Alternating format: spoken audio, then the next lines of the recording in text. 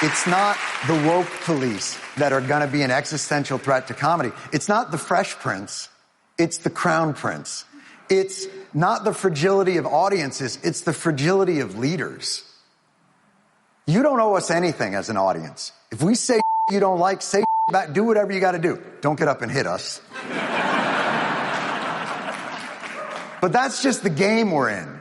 We talk for a living, you talk back, and we've just got to be better than you.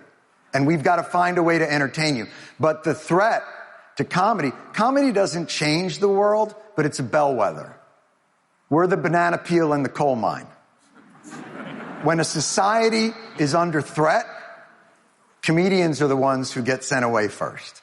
It's just a reminder to people that democracy is under threat. Authoritarians are the threat to comedy, to art, to music, to thought, to poetry, to progress, to all those things.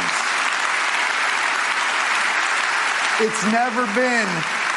All that is a red herring.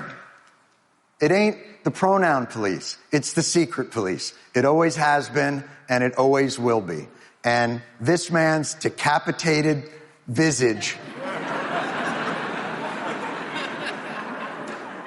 is a reminder to all of us that what we have is fragile and precious. And the way to guard against it isn't to change how audiences think.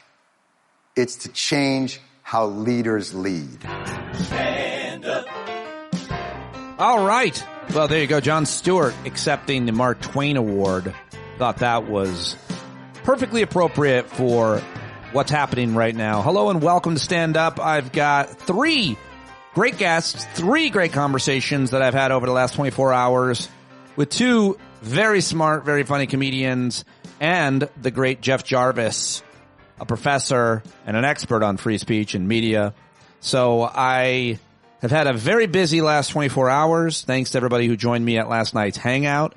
But I've got Greg Proops and Steve Hofstetter coming up, and then my conversation with Jeff Jarvis. You can watch all of them on youtube.com/standupwithpete. I also will share a couple of the interviews I did yesterday. I did several, but 2 in particular that I think were interesting, and I want to share with you. One from CNN and one from the CBC, the Canadian broadcast company, which I really enjoyed.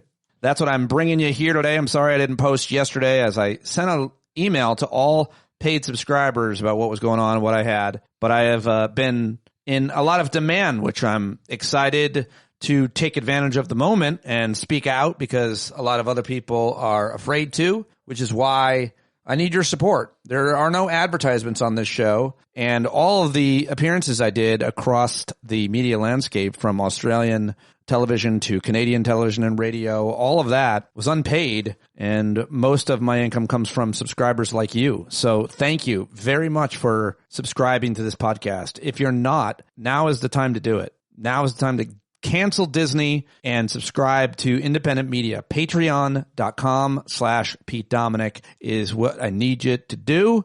And now is the time to do it, because who knows how much longer until they start coming for people not as big as Jimmy Kimmel and all the way down the line, as well as the platforms that we're all broadcasting on. It is a scary time. And if you are despondent about what is happening, if you are angry, if you are scared, those are the correct emotions to be having, for sure. So I don't blame you, and I'm right here with you, and I want you to know that you're not alone, and I'm happy to have you in our community and listening and supporting my work in this community and making connections throughout it. I'm abandoning the news segment and, to some extent, the clip show. Even though there's so much going on, I could make an argument to do a show that is covering everything that's undercovered as a result of the assassination of Charlie Kirk and the horrific use of it, leveraging of it to censor our free speech and cancel comedians like Jimmy Kimmel. But this is kind of my ballywick. This is kind of the hill I die on, given my background and given the issues and given my capabilities and abilities to speak out and speak up. So I just wanted to play a couple clips for you, and then we'll get to my interviews with comedians Greg Proops, Steve Hofstetter, and then Professor Jeff Jarvis. First, here is David Letterman. Yesterday was being interviewed by the Atlantic's Jeffrey Goldberg, and I wanted to share that one.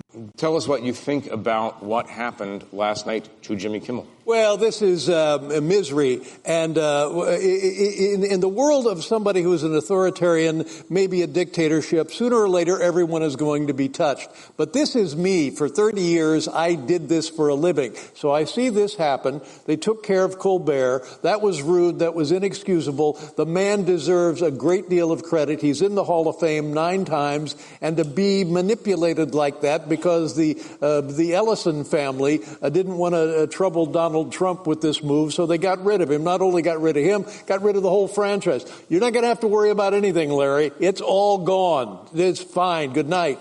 And then my good friend Jimmy Kimmel. I feel bad about this because we all see where this is going, correct? It's managed media, and it's no good. It's silly. It's ridiculous, and you can't go around firing somebody because you're fearful or trying to suck up to an authoritarian criminal administration in the Oval Office. That's just not how this works.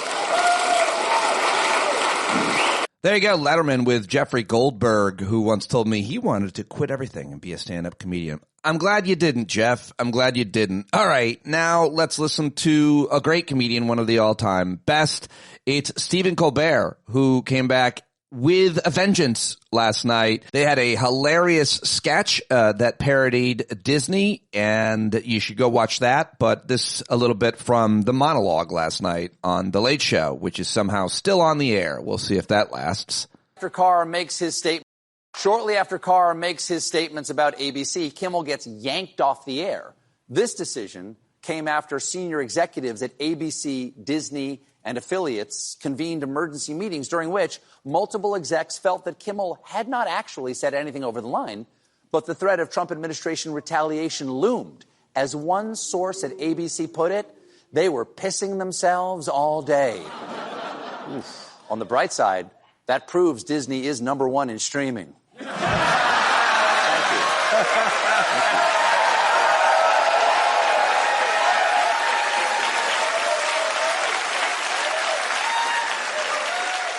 Now, this may seem bad, but Carr was quick to reassure everyone, posting, "While this may be an unprecedented decision, it is important for broadcasters to push back on Disney programming that they determine falls short of community values." Well, you know what my community values are, Buster? Freedom of speech.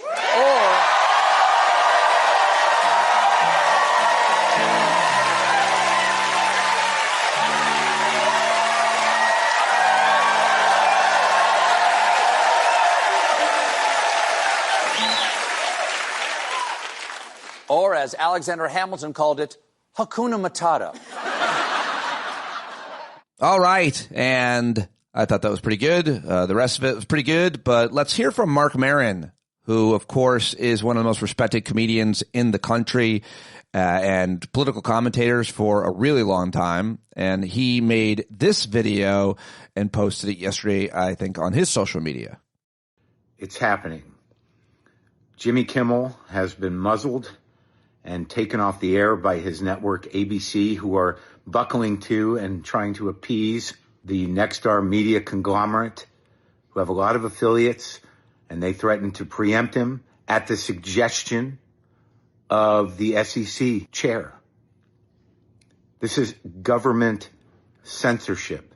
This is the Trump administration coming after people who speak out against him. This is the end of it. If you have any concern or belief in real freedom or the Constitution and free speech, this is it. This is the deciding moment. This is what authoritarianism looks like right now. In this country, it's happening. So if you're a free speech warrior or you really talk the talk about protecting free speech, this isn't about saying the R word or the T word or any of that. This is government censorship. This isn't fucking Twitter. This isn't people getting canceled because of a cultural pile-on. This is the United States government silencing voices that they disagree with. FCC Chair Carr put this out. This is his directive. This is the U.S. government. Look, if they can come for Kimmel, they can come for anybody. This is happening. It's time to act. Figure it out. Find a way. Come together. Push back. Because if this goes, it's over. It's over. Yeah, Marc Maron speaking up, and so is comedian Patton Oswalt from a noisy airport, but I liked it. Hi, Jimmy. Hi, Steven. Hi, every news anchor that's been fired, every reporter that's probably going to get fired.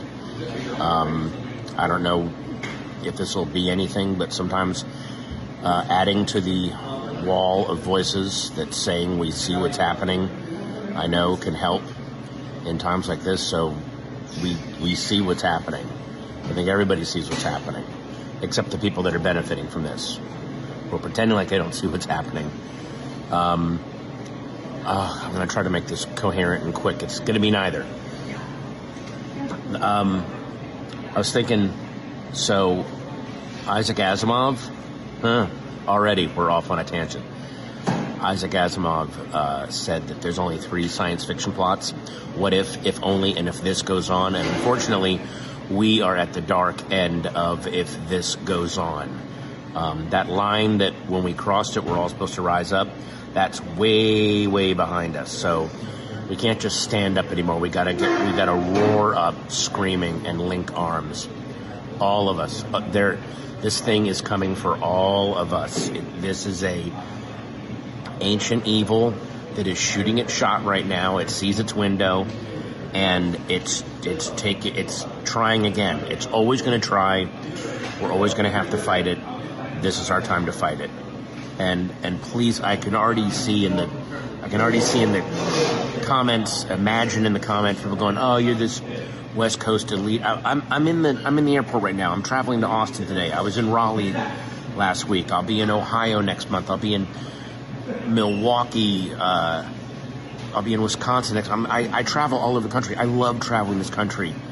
I love this country, and I love meeting all the people here. And I meet people every day, every weekend doing comedy, and I know this is not what they voted for. Maybe they thought they were voting for something else. I know this is not what they were voting for. And everyone that's been saying, "Oh, I supported Trump, but this isn't what I voted for." Well, now's your time to actually show that. Okay, please. This is an awesome country. And we're handing it over to frightened, short-sighted.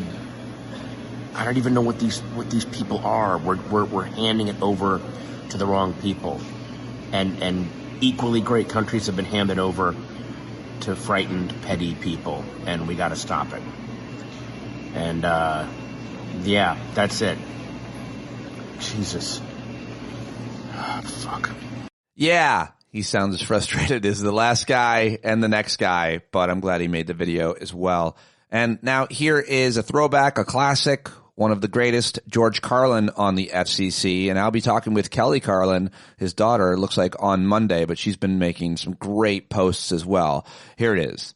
FCC, the Federal Communications Commission, decided all by itself that radio and television were the only 2 parts of American life not protected by the free speech provisions of the First Amendment to the Constitution. I'd like to repeat that because it sounds vaguely important. The FCC, an appointed body, not elected, answerable only to the president, decided on its own that radio and television were the only 2 parts of American life not protected by the First Amendment to the Constitution. And why did they decide that? Because they got a letter from a minister in Mississippi. A Reverend Donald Wildman in Mississippi heard something on the radio that he didn't like. Well, Reverend, did anyone ever tell you there are 2 knobs on the radio?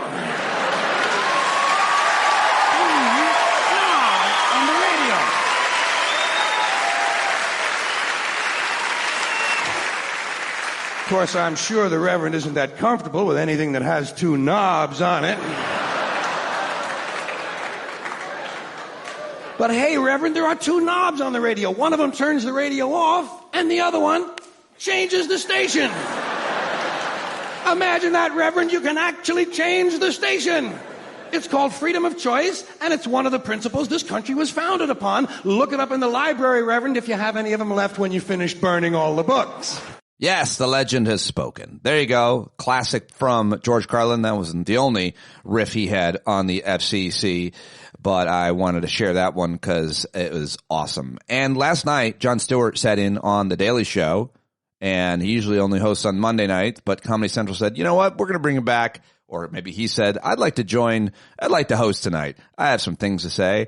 And they had a hilarious opening. The whole thing was great. You should watch the whole thing. But this is how it opened last night on The Daily Show. From Comedy Central, it's the all-new government-approved Daily Show. With your patriotically obedient host, Jon Stewart.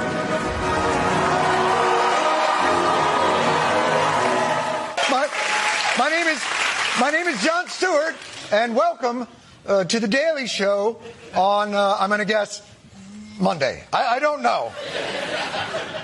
We have another fun, hilarious, administration-compliant show.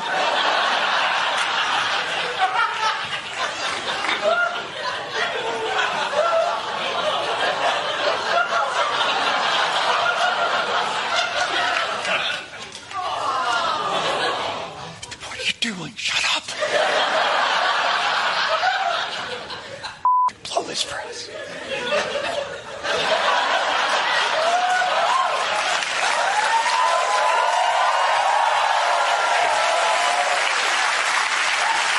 So we're coming to you tonight from a real shithole. The crime-ridden cesspool that is New York City. It is a tremendous disaster like no one's ever seen before.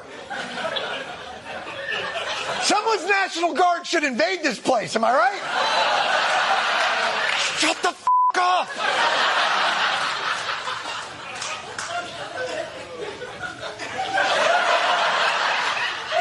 If you felt a little off these past couple of days, it's probably because our great father has not been home. For father has been gracing England with his legendary warmth and radiance. Gaze upon him with a gait even more majestic than that of the royal horses that pranced before him. He wowed the English with charm, intelligence, and an undeniable sexual charisma that filled their air like a pheromone-packed London fog.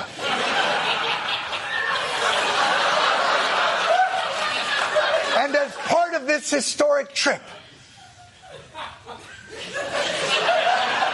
the perfectly tinted Trump dazzled his hosts at dinner with a demonstration of unmatched oratory skill. A fifth of all of humanity speaks, writes, thinks, and prays in the language born on these isles and perfected in the pages of Shakespeare and Dickens and Tolkien, Lewis, Orwell, and Kipling. Incredible people.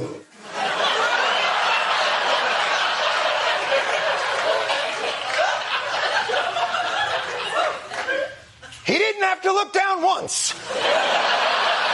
All right, there you go. And it went on from there and got even better. All right, but now I want to share with you my appearance yesterday, my second appearance on CNN in less than 24 hours. This one was with a reporter named Boris Sanchez, who I genuinely liked, but I just wasn't having it. I wasn't having the way that he posed the question, so we had a little bit of pushback there, but all's well. Talked to him after on the phone, and it was really good. I appreciated the chat, but here's how it sounded live on CNN yesterday. With us now to discuss is Pete Dominick. He's the former warm-up comedian for Stephen Colbert on The Colbert Report. He's also the host of the Stand Up with Pete Dominick podcast.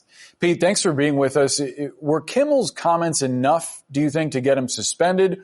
Or do you think this was more of a business decision about the profitability of late night shows? Neither.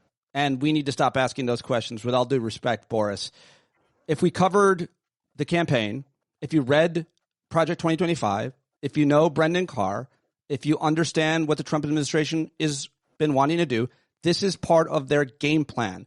They're using the assassination of Charlie Kirk to destroy careers of teachers, educators, board members, anybody who speaks out and says anything that they don't like. This has nothing to do with the comments that Jimmy made the other night. He's made far meaner comments to Donald Trump every night before that. This has nothing to do with anything but state control of media. This is an attack on the career and integrity of every comedian, writer, and performer. This is government censorship. This is the Trump administration coming after people who come out against them. That is what this is. Respectfully, Pete, my job is to present you with the arguments that are being made and ask you to reflect on them. Well, respectfully, so I stand by the Boris, question that I asked you. Respectfully, Boris, I think you're an awesome journalist. I watch you all the time. I think you do a great job. I have no hesitation to push back and tell you that I think you are giving, in this case, the narrative that is coming from Brendan Carr and not looking at the narrative that they said they were going to do in the campaign. We all know what they want to do with the FCC. They are using the FCC to control the speech of people they don't like, to promote the speech of people they do like. I know you know this. I appreciate the kind words, but again, I'm presenting you with the arguments that they're making, and as an expert on the subject matter, it's up to you to share your perspective and dismantle it, as you just did, or to present your arguments to showcase your point of view. To that point, sure, could the suspension result in other comedians altering their commentary? It seems like you think this is a form of intimidation. Seems like I think this is a form of intimidation. I will speak for almost every comedian I have seen speak out. Absolutely. In terms, as well as journalists. Don't you all think that this is a form of intimidation? Isn't that what you are seeing and hearing from your colleagues as a comedian, as a journalist, as an American who stands on the shoulders of the most courageous civil and human rights fighters of our time? Let me state without equivocation, that's exactly what this is. And there comes a time when silence is betrayal. Our lives begin to end the day we become silent about things that matter. Guess who said that? Dr. King. You know who else is speaking out against this? Tucker Carlson. Many on the right know exactly what this is. This is attack on the First Amendment. They attacked the Fourth Amendment. They're going for the First Amendment. They love the Second Amendment. All we have left is our voice in many ways, and we need to use it. So what would you say is your call to the professionals out there, the comedians, the lawmakers, the folks that may politically disagree with you, about what they need to do? What actionable thing would you like to see them do? What I would like to see is solidarity amongst anyone who is someone who speaks in public, every comedian, every journalist. I think now is the time for some kind of a general strike. We need to boycott any of these major media companies that are bending the knee. We need to speak out and speak loudly. The honor of my life, my career, was getting to interview John Lewis. And John Lewis said to me that I'm getting in good trouble and I need to keep getting in good trouble. That's what we all need to do. In the end, we are remembered not for the words of our enemies, but the silence of our friends. So if you want to be silent, you are letting them win. They may come for me. They may come for you. They may come for everybody who has a platform and says something that they don't agree with. We need to protect speech, including the speech that we hate in this country. That's what we're known for. And every comedian that I came up with and every journalist that I've worked with knows that. And we need to protect the First Amendment. And this is the most important point. It's a crucible point. It's an inflection point. We all need to stand up. Beyond your call to answer the political moment, I wonder what you make of the argument that some of what is presented on late night TV, not just on Kimmel's show, but on other shows, is out of touch with middle America and doesn't reflect their views, and that some folks were actually offended by what Kimmel was saying. No, nonsense. I don't know what you think middle America is. Could you expand on what middle America is? Who is that? Folks that were not pleased with what Kimmel was saying. I mean, there's a big part of the population that doesn't agree with his politics. The administration has pointed to that as part of the reason why people have tuned away from outlets like Jimmy Kimmel Live and have tuned into other outlets that more closely reflect their views. I believe that's all a pile. I mean, you go ahead, Bart. You've seen the ratings when it comes to other networks, more conservative networks on late night. they're going up. First of all, you're talking about Fox. You're talking about Fox News, Greg Gutfeld show. It's on at 10 o'clock. You're talking not about the political moment. This is just media. There's a billion channels. The reason why fewer people are watching late night is because you can watch TikTok all day. That's why. It has nothing to do with that they're not meeting what people want, or they're not appeasing middle America. Please save that. You're talking about MAGA. You're talking about overwhelmingly white people in America that vote for Donald Trump. The vast majority of young people, the vast majority of people of color, the vast majority of Americans love Stephen Colbert. They love Jon Stewart. They love Jimmy Kimmel. And they're going to continue loving comedians and others who speak out. All these guys have millions and millions of viewers, way more than these other outlets that you're necessarily mentioning. So I don't buy any of that nonsense, and I don't think it's true. I don't think it's bared out by the facts either. Pete Dominic, we appreciate you being part of the conversation. Thanks so much for joining us and for sharing your point of view and for expressing yourself freely as you should be able Boris, to do. You and Brianna do great work. I watch you guys. I appreciate you letting me disagree with some of it, but I didn't mean to impugn you as a journalist. I think you do great work, and I think it's brave, and I know the kind of threats that you guys get to. I think it's important to present you with the counter arguments to your point of view and to let you do the work of, as I said before, dismantling it, challenging it, breaking it down the way you see fit. I think that is the point of what we do. So I appreciate you joining us, Pete. We'll leave it there, Boris. Thanks. Yeah, I mean, I wanted to keep arguing, but I was like, okay, we're done here. Thank you. I got it. But we talked after. Everything's cool. We're going to have a beer and talk more. I hope you appreciated that. I just wasn't having it yesterday. And then I went over to the CBC, the Canadian Broadcasting Company, and I will include all of these appearances, links to them in today's email to listeners. So if you're not a paid subscriber and you want to see these things, well, sign up. Patreon.com/Pete Dominic. Okay, here I am on the CBC, which I thought was a little bit different tone, a lot different tone. I got a bit emotional, but I enjoyed this. I thought it was good, and I want to share it with you. Karina, thank you. The CBC's Karina Roman live in Washington. We're going to stay on the story and take you to New York, where we connect with comedian and commentator Pete Dominic. He spent much of his working life in the late-night TV world, including The Colbert Report, The Daily Show, among others, and he's now the host of the podcast Stand Up with Pete Dominic podcast. And Pete, I appreciate you taking the time to talk to us. Thank you. Hey, it's great to be talking to Canadians. And if any of your listeners have a guest room, asking for a friend, Andrew. Yeah. I know these are tough times. Let me ask you about what happened to Jimmy Kimmel. Was this about Jimmy Kimmel? Was it about Charlie Kirk? What was it about? What do you think this is all about? Definitely not about Jimmy Kimmel to the greatest extent, and not also about Charlie Kirk or the comments he made. I think a lot of the reporting on this is missing the context. I've been covering politics and electoral politics and national politics and campaigns for over a decade, and I certainly covered this one. And anybody who covered it and studied what they were saying on the campaign, including what Brendan Carr, the now FCC head of the Trump administration, was saying, if anyone read Project 2025, this was always by design.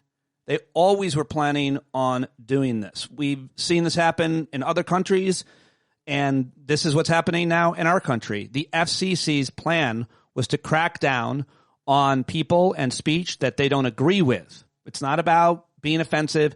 It's they don't agree with it. If you are critical of the administration, they will come for you. If you are not supporting the administration, they will come for you. They used the tragic assassination of Charlie Kirk as an excuse to act on the plan that they've put out. And this isn't, in my opinion, I know you guys are journalists and I try to be as well, but this is objective. This is all written down. They planned this. They're now saying publicly that it's about Jimmy Kimmel's specific joke. It was insensitive and so on.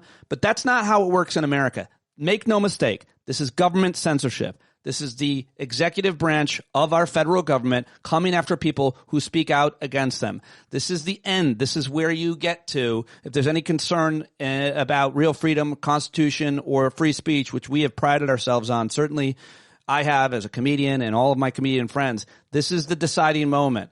This is what authoritarianism looks like. I can't believe I'm saying it on your air. Well, you are, and I think there are a lot of people that are wondering about that. So let's talk to you about how this makes you feel personally, because, we're talking about Jimmy Kimmel. He's a big celebrity, but you've worked in all of this orbit. You have a profile yourself, working with people like Jon Stewart, Stephen Colbert, John Oliver. You've got a profile. I mean, how are you feeling personally? Do you feel as though they're kind of going for sort of big fish, and then it kind of trickles down? And tell us about what you're comfortable telling us about your own personal experience with this. Well, it's tragic and sad that you even have to ask what I'm comfortable, but it's also the right question to ask any American right now.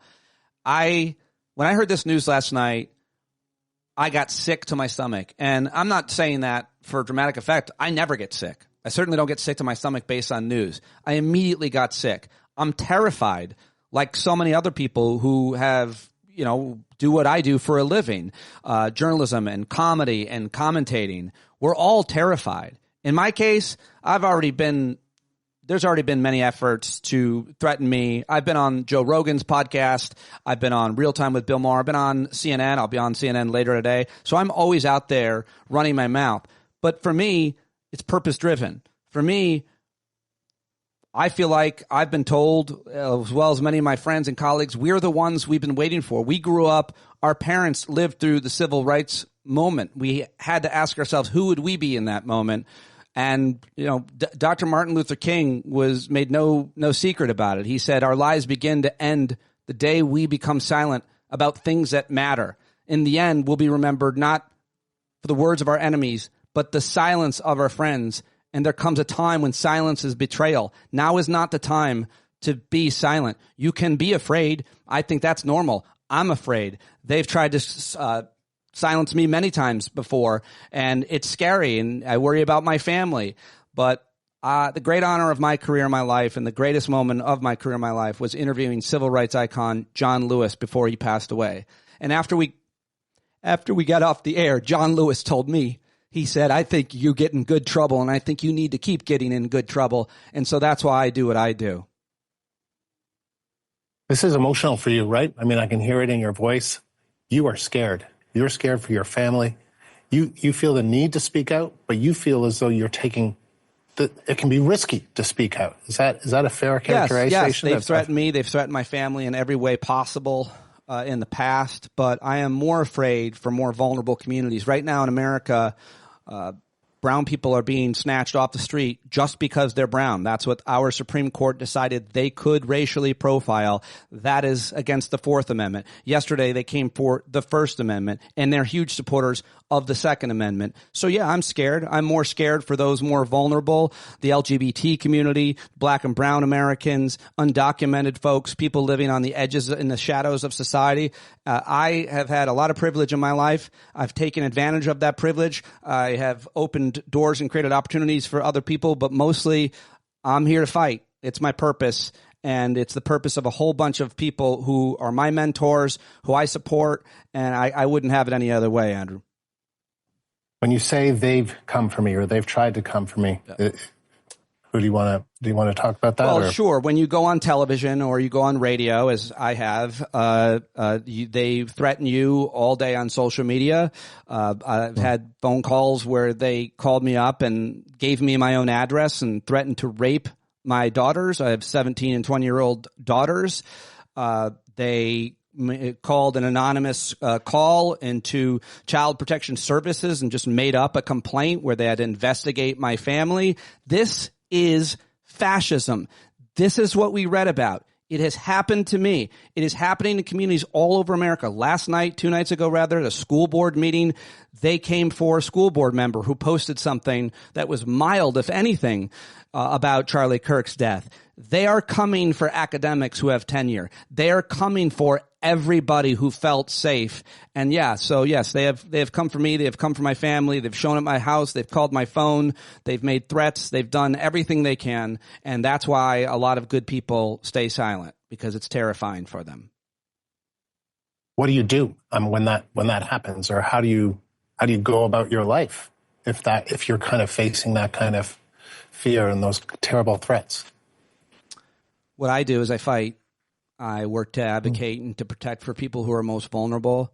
I've built an amazing community through my podcast, which is daily, and we meet virtually a couple times a week. We've met in person many times. We support each other. Right now in America, we've arrived at a point that we're not going to be going back from anytime soon, maybe never in our lifetimes. And so what that means is we have to understand history and what past generations of humans have done in the face of this kind of tyranny and this kind of authoritarianism and this version of fascism. And what they've done, Andrew, is they built community. They looked out for each other. So you can't give up and go home. I mean, Viktor Frankl was a Holocaust survivor who wrote all about this, and so many others did as well. One of my mentors is an artist, a writer, and a civil rights leader named Peter Coyote, who I talk to all the time. And when I told him how scared I was, he said, "You think you're scared?" And then he talked about all the other marginalized and vulnerable communities. And that's how I was raised, and that's what I believe. And no one's going to take that from me, and no one's going to take it from my friends. We're going to fight. Donald Trump issued a statement congratulating ABC and pulling Jimmy Kimmel off the airwaves. It read in part, "That leaves Jimmy and Seth." He's referring to Jimmy Fallon, obviously. Yeah. Two total losers on fake news NBC. Their ratings are also horrible. Do it, NBC, 3 exclamation marks. Pete, how do you think NBC executives are feeling right now, and what do you expect to happen to Jimmy Fallon and Seth Meyers? This will always, hopefully, who knows how history remembers things. We all like to be so cliche and decide how history is going to remember it. But in America, it should be remembered as the great capitulation, when major media companies bent the knee and did what they were told to do because they wanted to make more money. They wanted to merge with another company, and it's the federal government that signs off on this.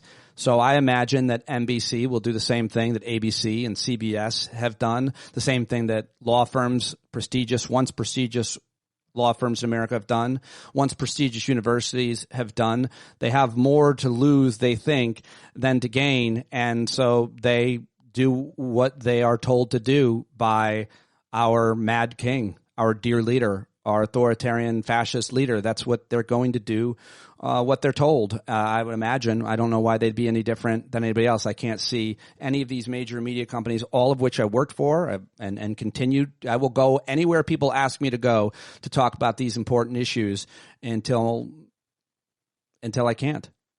We'd appreciate you coming on our airwaves to talk to us about what's obviously a difficult time. Thank you. Thank you for having me, and get a guest room ready. Pete Dominick joining us live in New York. This is The Scene. Just a moment ago in Mexico City, Prime Minister Marc. All right. The news is over. No, I'm coming back in. It's my show. Hope you liked that appearance as well. And there were several more. I'll link to them in today's email, but that's what I wanted to share here on today's podcast. Now, let's get to my conversations with the guests that I talked to about these issues.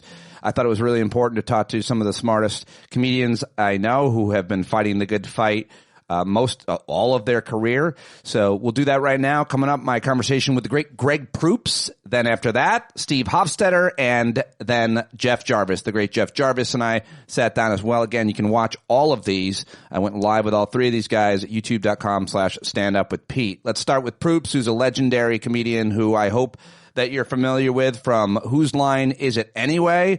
He's also got his own podcast that he hosts with his wife, and you should go see him live on tour and get his new album that's completely improvised called Purple Shasta Raccoon, which is great.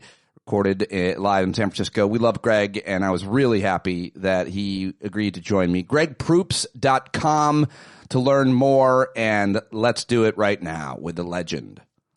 Holy shit, look who I found in the beautiful entertainment capital of North Dakota. The legend, comedian Greg Proops now joining me. Great to see you. Thank you so much for doing this, my friend.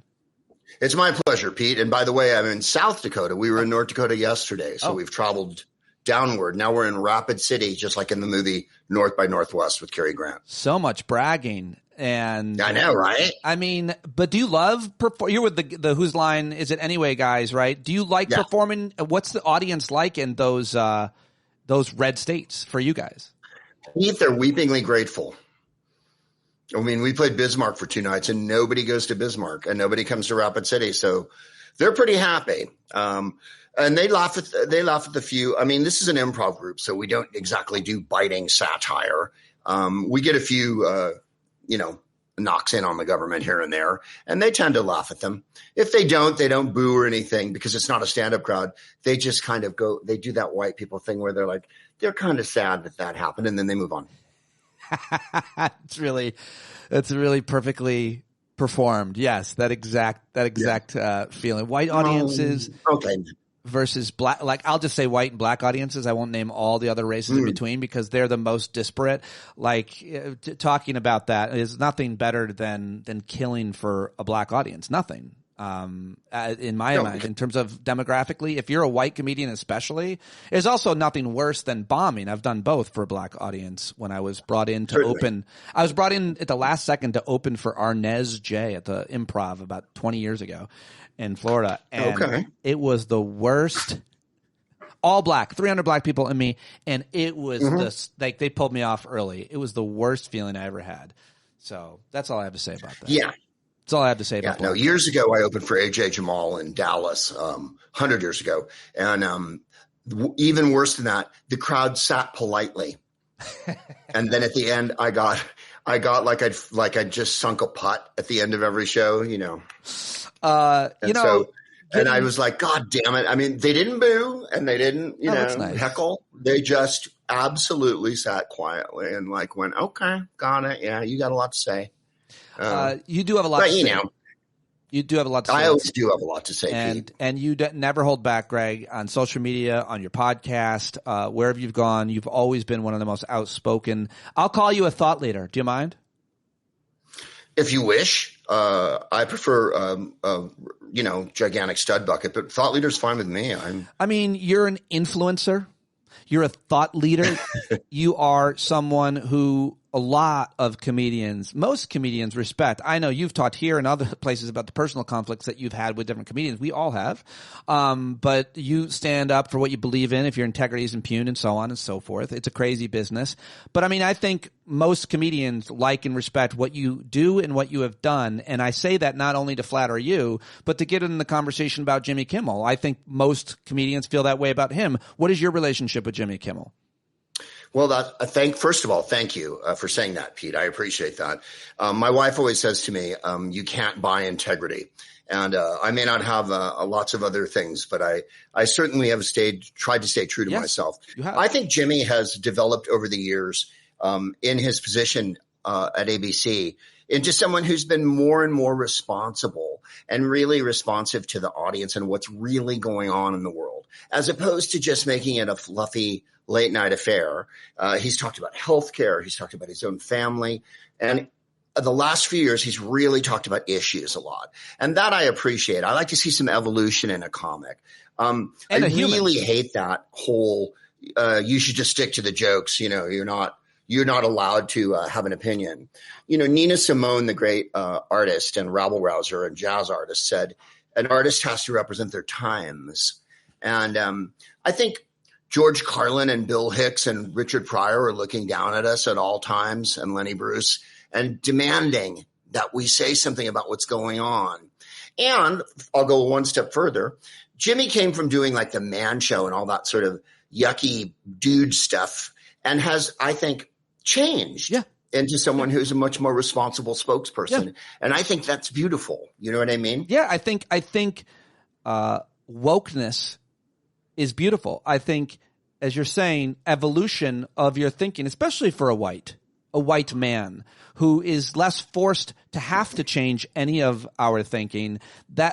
So I think that's what you're saying about Jimmy Kimmel. Would you say the same for Johnny Carson? This morning, our dear leaders, head of FCC and, one of the architects of Project 2025, his name is Brandon Carr. He brought up Johnny Carson. And there's this clip going around this morning about Johnny Carson, an interview 7,000 years ago, saying it's not my job to comment on serious things and be serious and all of that. I think that's the dumbest comparison ever, because life then, America then, broadcasting then, comedy then is not today. What are your thoughts? I couldn't agree with you more, Pete. First of all, it speaks to the complete and utter old-fashioned morass they live in. For them, it's always 100 years ago. Bringing up Johnny Carson when Johnny Carson hasn't been relevant to the comedy conversation in 1,000 years.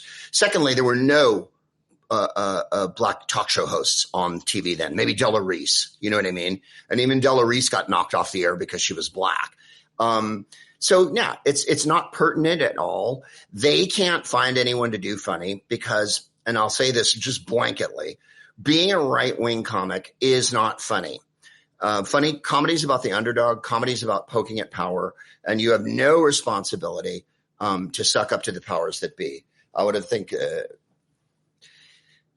their analogy is always going to be weak, and Brendan Carr knows that he's on the flimsiest ground in the history of mankind because what he's doing is literally unconstitutional. I think you'll find in that First Amendment there that the freedom to gather, freedom of assembly, and freedom of speech is guaranteed by the Constitution.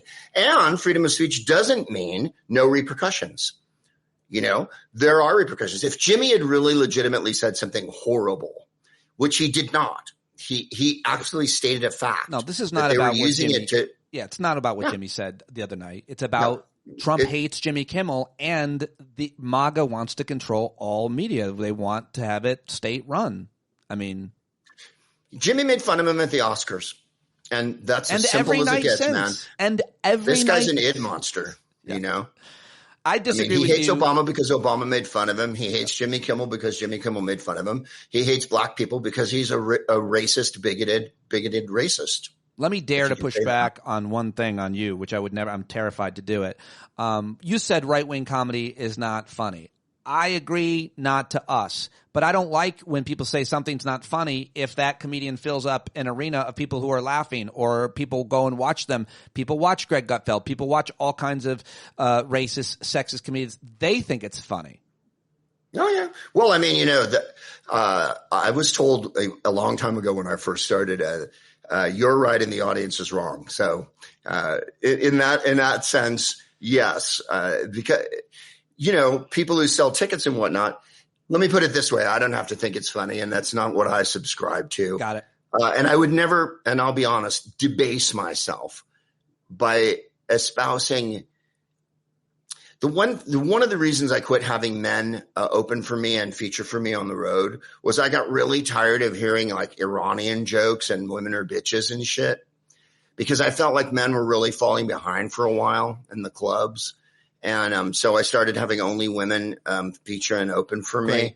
I know I'm not the only comic that's done that, but I got tired of having 3 guys on and having 2 guys talk about pornography for 25 minutes. It's also breaking the chain of the cycle of the normal-ish idea that we create opportunities for people who are like us because we mostly know people like us. So if you work at a company, a corporation, a business, you know, I hired this guy, Greg, because he's my friend's son.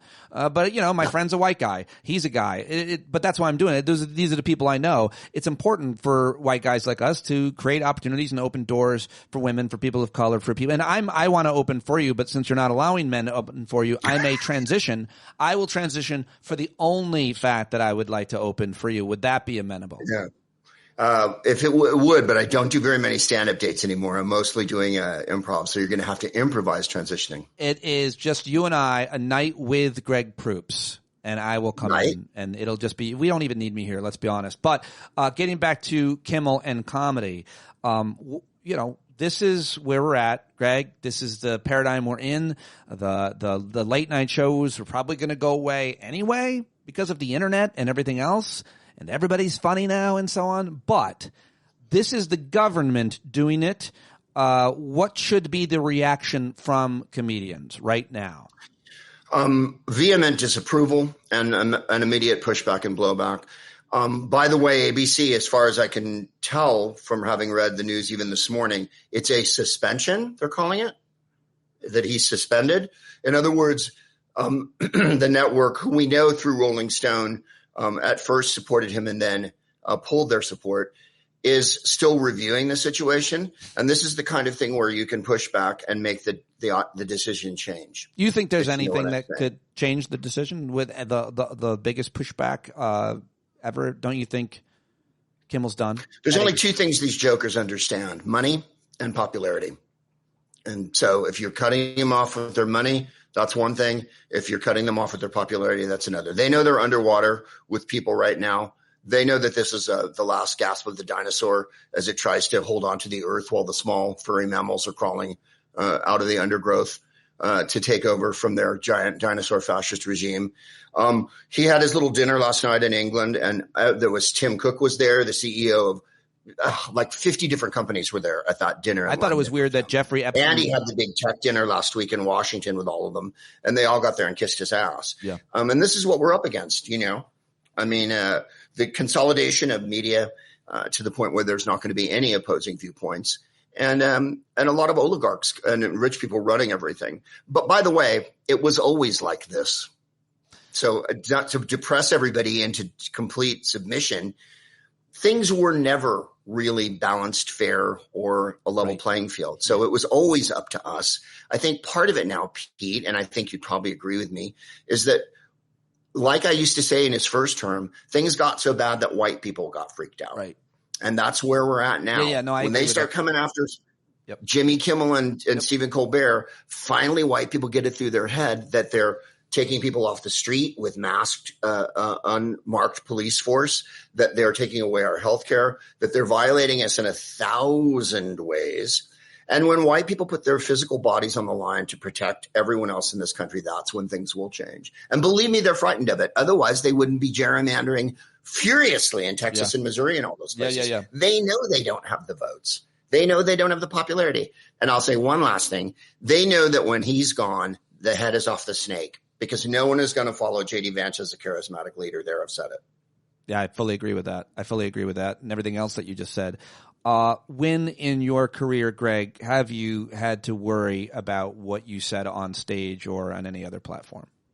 I've played different clubs around the country, including in New York, where I've said things during different presidents, W and whatnot, that got me in trouble with the audience, that got me in trouble with the club. I've had there was incidents in Denver where I was talking about guns on stage, and I got a lot of pushback from the club about how I was too outrageous and insulted their audience because I suggested that perhaps there were enough guns.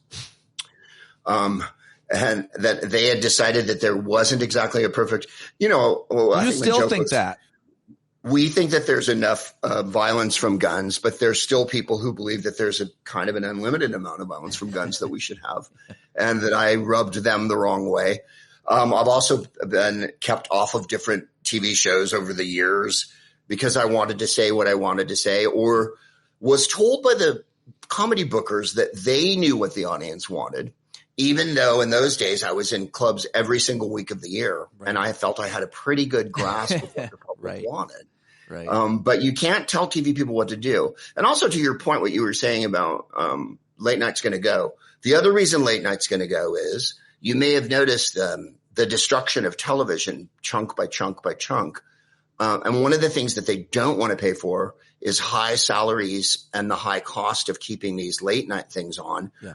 Jimmy probably has a couple hundred people, if you want to count all the writers, crew. Yeah, well, Colbert I know has about 200, and I think Kimmel has just a few less, maybe. Right. So that's what we're talking about. And LA has really taken it hard this year. We had a terrible year. Yep. We had the strike before the fire. 45,000 people moved out of LA. It cost the state $4.5 billion. No one's even talking about that in LA. Show business is being decimated. And part of it is cost cutting from the people who run these companies. They really don't want to carry the giant salaries and the giant burden of being the livelihood for 200 people, which it is. And that's what we're talking about, the human cost, even more than, Jimmy and Stephen personally will probably be fine as far as financially. But the point of this isn't that at all. The point of it is free speech, and then the human cost of firing everybody from these shows, which really does have an effect on the world. You know, there is something. It's easy to talk about these shows were not long for this world. That genre was not long for this world, or specifically, I would argue, 11:30 is not long for this world, because by the time that show rolls out, I think they started even releasing clips sooner. You and every other funny person has made the funniest joke already about the thing that happened today, and so we were kind of satisfied in a way with getting to comedy. But now I'll argue against that, which is there's a certain comfort for people of a certain age, certainly me. I would watch those monologues almost every morning, play clips from my show. I still feel that those monologues and those shows, even in our fragmented media atmosphere, are a warm blanket to a certain extent at the end of the day. Not that I'm watching them live or anything, but that a lot of people are watching. There's a live audience laughing. Jimmy making his jokes, Steven making his jokes, John Oliver, you making yours, and hearing people laugh makes me feel like I'm not alone, as it seems like the world is spinning out of control and into fascism, and how could this possibly be happening in our lifetime? And I can't believe this is happening, yet neither can you, Greg. And that mattered to me. That matters to me, and it reminds me I'm not alone in what I think my sense of morality and integrity is. Do you think that that matters, or do we replace that? Can we? Oh, I think it'll evolve, but I also think it does matter. There has to be a community. And part of what the talk shows do is provide onto the internet the next day all the clips and talking points that everybody talks about. Yeah. I mean, I was buddies with Craig Ferguson, and he was a really beautiful person in so much as he actually sought out comics and put them on his show for the whole time that he ran his show, which was a really great thing, that he actually took obscure comics and comics from clubs and put them on TV. And I think there has to be a town hall for us all. And now it's the web. And that's where we have to be really careful to not fragment into a zillion billion pieces, like you say. My only objection, of course, was that it was always a bunch of guys. Yeah. Well, yeah. They gave Samantha Bee a show for 2 years, and then that apparently was too much for everybody. You think women are funny? I'm perfectly willing to listen to anyone that's interesting. I'm not particularly interested if their name's Jimmy. Do you think? Which at one point there were 5 Jimmys on TV. Yeah, that's right. I was like, okay, Greg, okay with the Jimmy. You think women are funny, Greg? Your wife apparently wrote the joke that I used on CNN last night. I said on CNN, I quoted your post on CNN. It was like something like, there's only going to be one channel left, and it's just going to be the Oral Roberts show and Hee Haw. I thought that was so funny, and I said, Greg Proops just posted this. I didn't take it. I gave credit to you on TV. But then you emailed me this morning and goes, my wife actually wrote that. So if she's watching. Yeah, my wife wrote it yesterday. I guess. We were talking yesterday, woman, and she wrote me.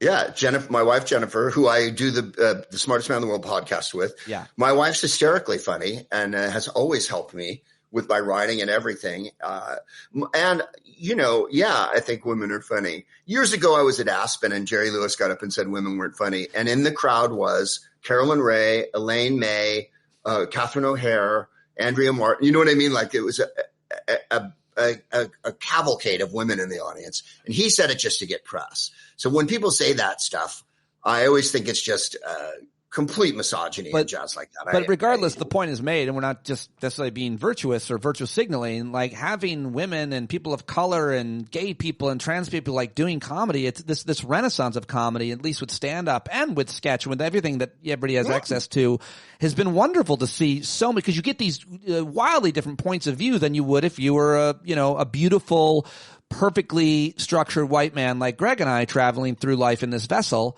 You get a different perspective than someone with so much symmetry, and in your case, hair. No question. Although my perfection is, I think, intimidating to a lot of people. It is. It's very important to email you. It's very important to let women with their high peeping voices and minorities with their marginal opinions, take a bite of the small pie that I want to leave them. I think that's what's most important. I think the best thing about comedy in the last zillion years, I said it years ago at Montreal, and I had some comics get really mad at me for it. The difference was, when I started, is there wasn't as many black and women stars. And now there are. There's loads of black and women stars. Yeah. And that's what equaling the playing field is. Yeah. It's not a matter of, it's a matter of giving everyone a shot. And that's never really happened. And going back to your point about this government is clearly on a gigantic crusade to take us back to a day when white guys were centered, and that's it. And you can see it every day, what they do, the way they treat the women in their administration, the way they treat everyone who's not a white person, the erasure of all history that's not white history. It's revolting. Why are we against that if we benefit from it? Why are you against it? Well, morally, it's completely wrong, one. Intellectually, it's unsupportable. And you might as well say, why would you be against Nazis or fascism? Because it's a constriction of everything that we know, and it's a destruction of freedom, not just the freedom of speech, but the freedom to live. Guns are white supremacy. Taking away healthcare is white supremacy. Ruining black colleges is white supremacy. Venerating Charlie Kirk and saying that anyone who says anything bad or even says anything about him is white supremacy. And there's no way around it. The Civil War was all about this. And I think I feel like we're a lot more the times are a lot more like the 19th century than they are about the 20th century. But add in, the internet. And that's how you make America great again. That's how you take back our country. Those were the slogans from the past two Republican revolutions, conservative revolutions under Obama, and now obviously Trump. Remember, Obama would take back our country from who? And now it's exactly what you just said. So next question: fascism, pros and cons. Proops. No. Well, the fascism that pros are, fascists have tremendous designers like Hugo Boss. Right. And I can't remember the name of Mussolini's designer. They had kind of co-opted him. He was a beautiful artist, and they designed those fabulous uniforms and all that. But I mean, look at this lot. TJ Maxx. They dress like they're on the PTL bus. They're in the bus and truck company of a bloody Christian roadshow. They're such poor dressers. They have bad haircuts. They look terrible. They're incompetent.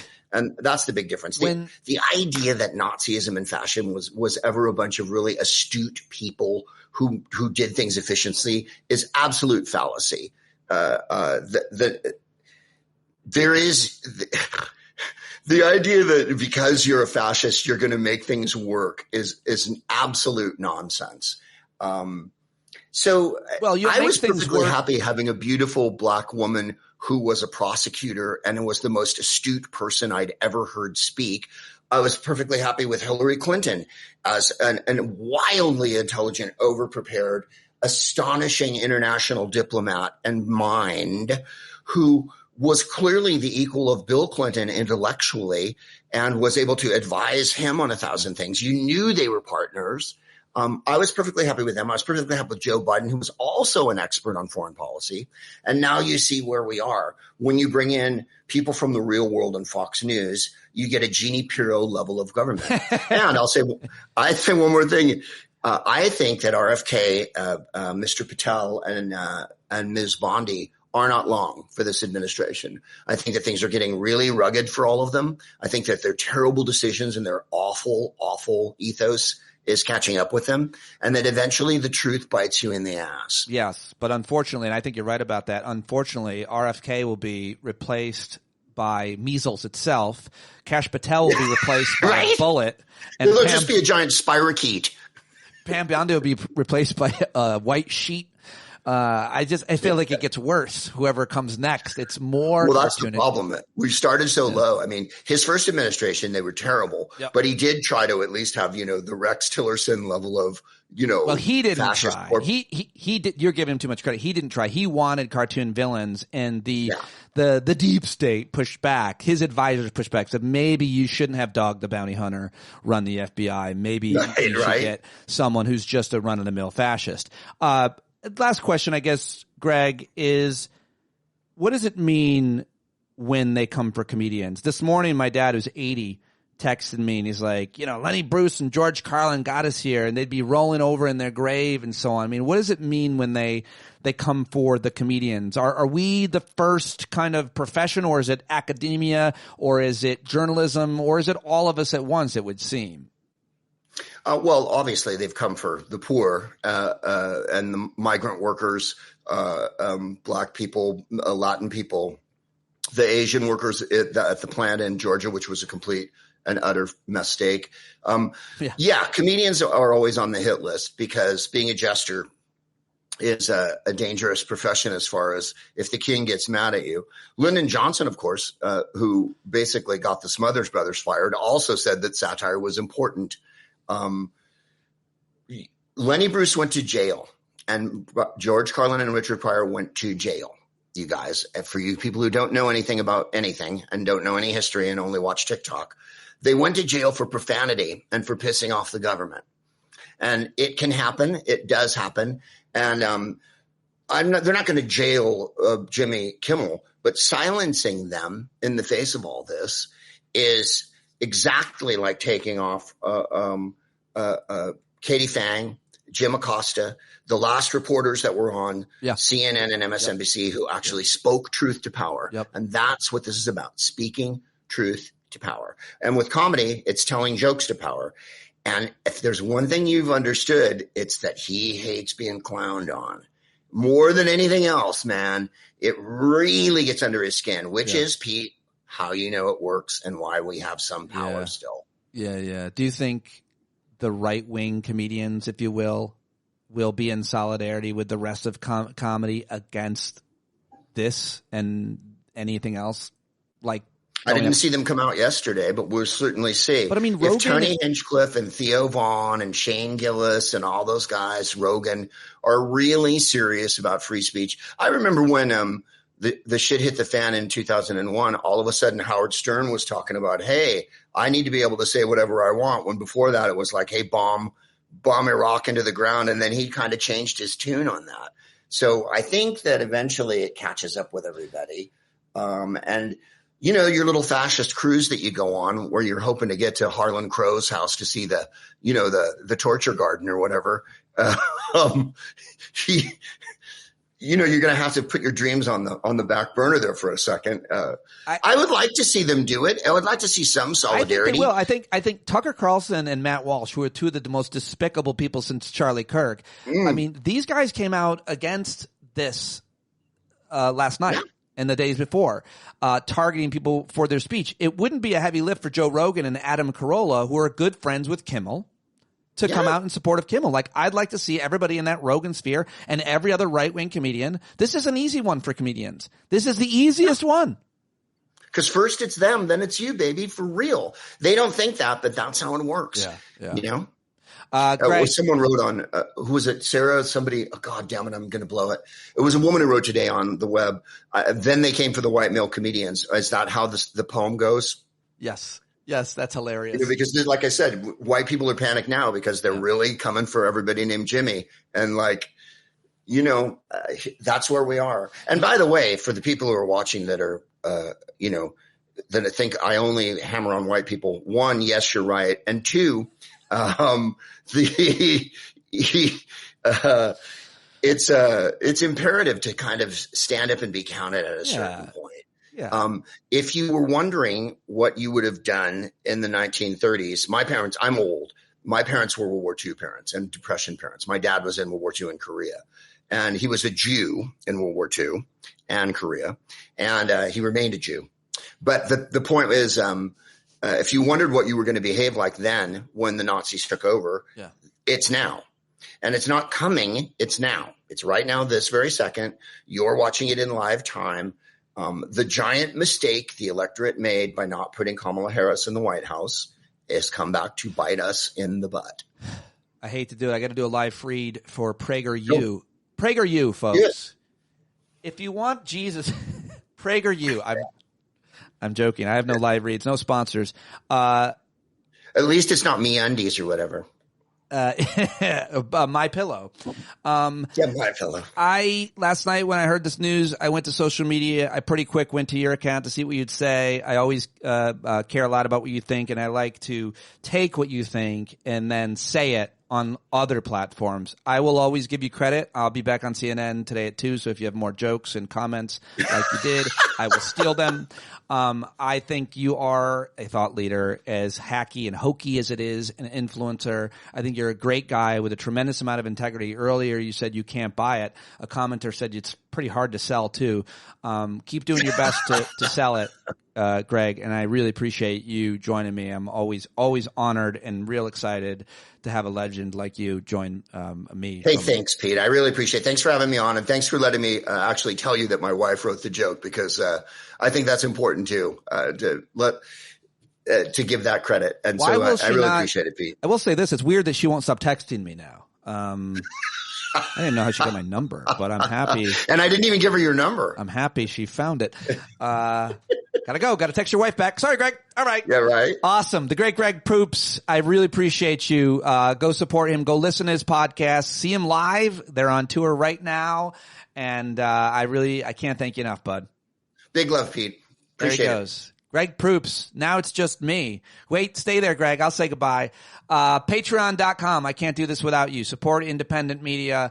And I appreciate you joining me here. And hopefully I'll see you at tonight's Hangout. If you're a paid subscriber, you get to hang out with us every night at 8. Maybe Greg will stop by, some of our other favorite guests to make us laugh and keep us sane. Thanks, guys, for watching. Talk to you later. All right, Greg Proops, everybody. Yeah, that was great. Please let him know that you heard him here. Follow him on social media, where he is vicious and hilarious and brilliant.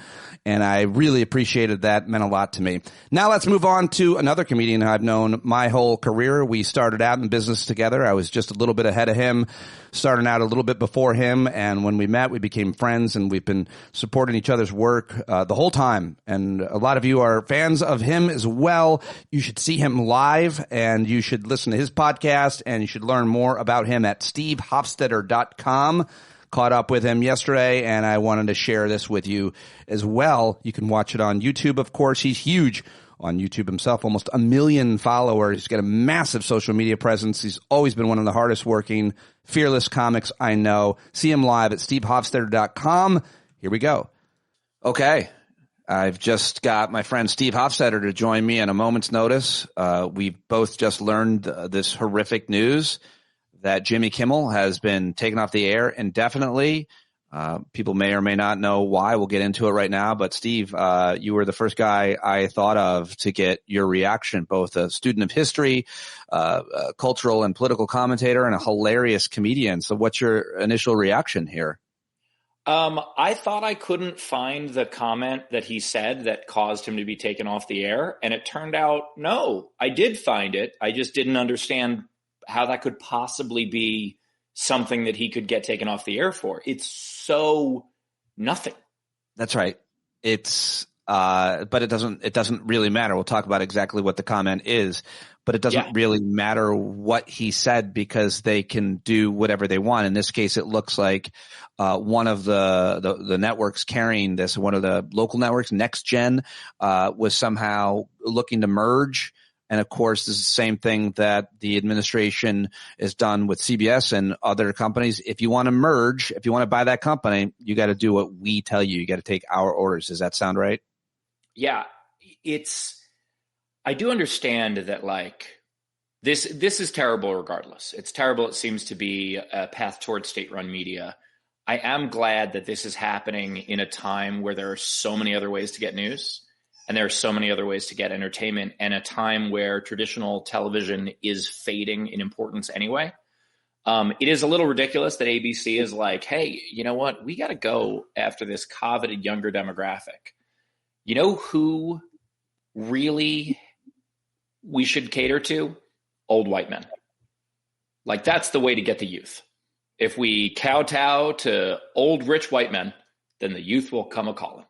It's a really good point about demographics, who's watching, where the money is, where the those who spend the most, the marketable or profitable demographic is. What does this say in terms of, like, the level of kind of authoritarianism or fascism? I feel like we're here. This is a fascist, the most obviously fascist thing that you could do. The federal government, led by the executive branch. It's not like Congress was asking for this, right? I mean, this is our dear leader, our Mad King, basically ordering his FCC chief or his FCC chief doing this just to make the Mad King happy, right? Like, that's it. Yeah, I don't know if Trump is involved in this directly, but this is something that came from the head of the FCC, which is clearly, a move in order to keep his job. And the only way to keep his job is to have complete and utter loyalty to this MAGA regime. It is so ridiculous that people seem to, and the way that they're reacting to this Charlie Kirk news is people seem to be trying to get anyone fired who didn't post something worshiping Charlie Kirk. I posted 4 things about Charlie Kirk. I saw some of what you posted. I thought it was pretty ballsy, and you got, it looks like you got attacked from about 1 billion corners of the internet. I don't think it was ballsy at all. I posted 4 things. One, first of all, I called it a tragedy twice. And one post was specifically saying, I will not celebrate this or gun violence of any kind. So that was one of the posts. Mm-hmm. One of the posts said, mocked the idea that that violence seems to only happen in blue cities, because this was Orem, Utah, a small red area in a smaller red state that violence happened in. And this myth of Chicago and DC and et cetera is garbage. So I made fun of that. I said, is it too soon to talk about gun control? Which is not taking a side on who he was, if he deserved to die, or et cetera. And then the 4th thing, I specifically said it was tragic. I pointed out the irony of someone who was a gun advocate getting shot. And then I made a joke about Trump being a pedophile that had nothing to do with Charlie Kirk. And I got probably 100 death threats. I got people threatening to get me fired, which is so funny to me, because fired from what? You want to email a 20-year-old credit? Like, what are you going to fire me from? I do my own thing. I mean, your next comedy gig, your next venue. Yeah. I mean, they could cost me a gig potentially. But first of all, most of the venues I play know who they're booking when they book me. Second of all, they also don't care who they're booking because I sell out a theater. So I'm in charge. It's the same reason why Charlie Kirk was able to be invited to campuses, because he was popular. He wasn't popular among the same group that I'm popular with. But the point being that, like, people came after me and I said virtually nothing. I didn't talk about his history of white supremacy. I didn't talk about the horrific comments he has said many times.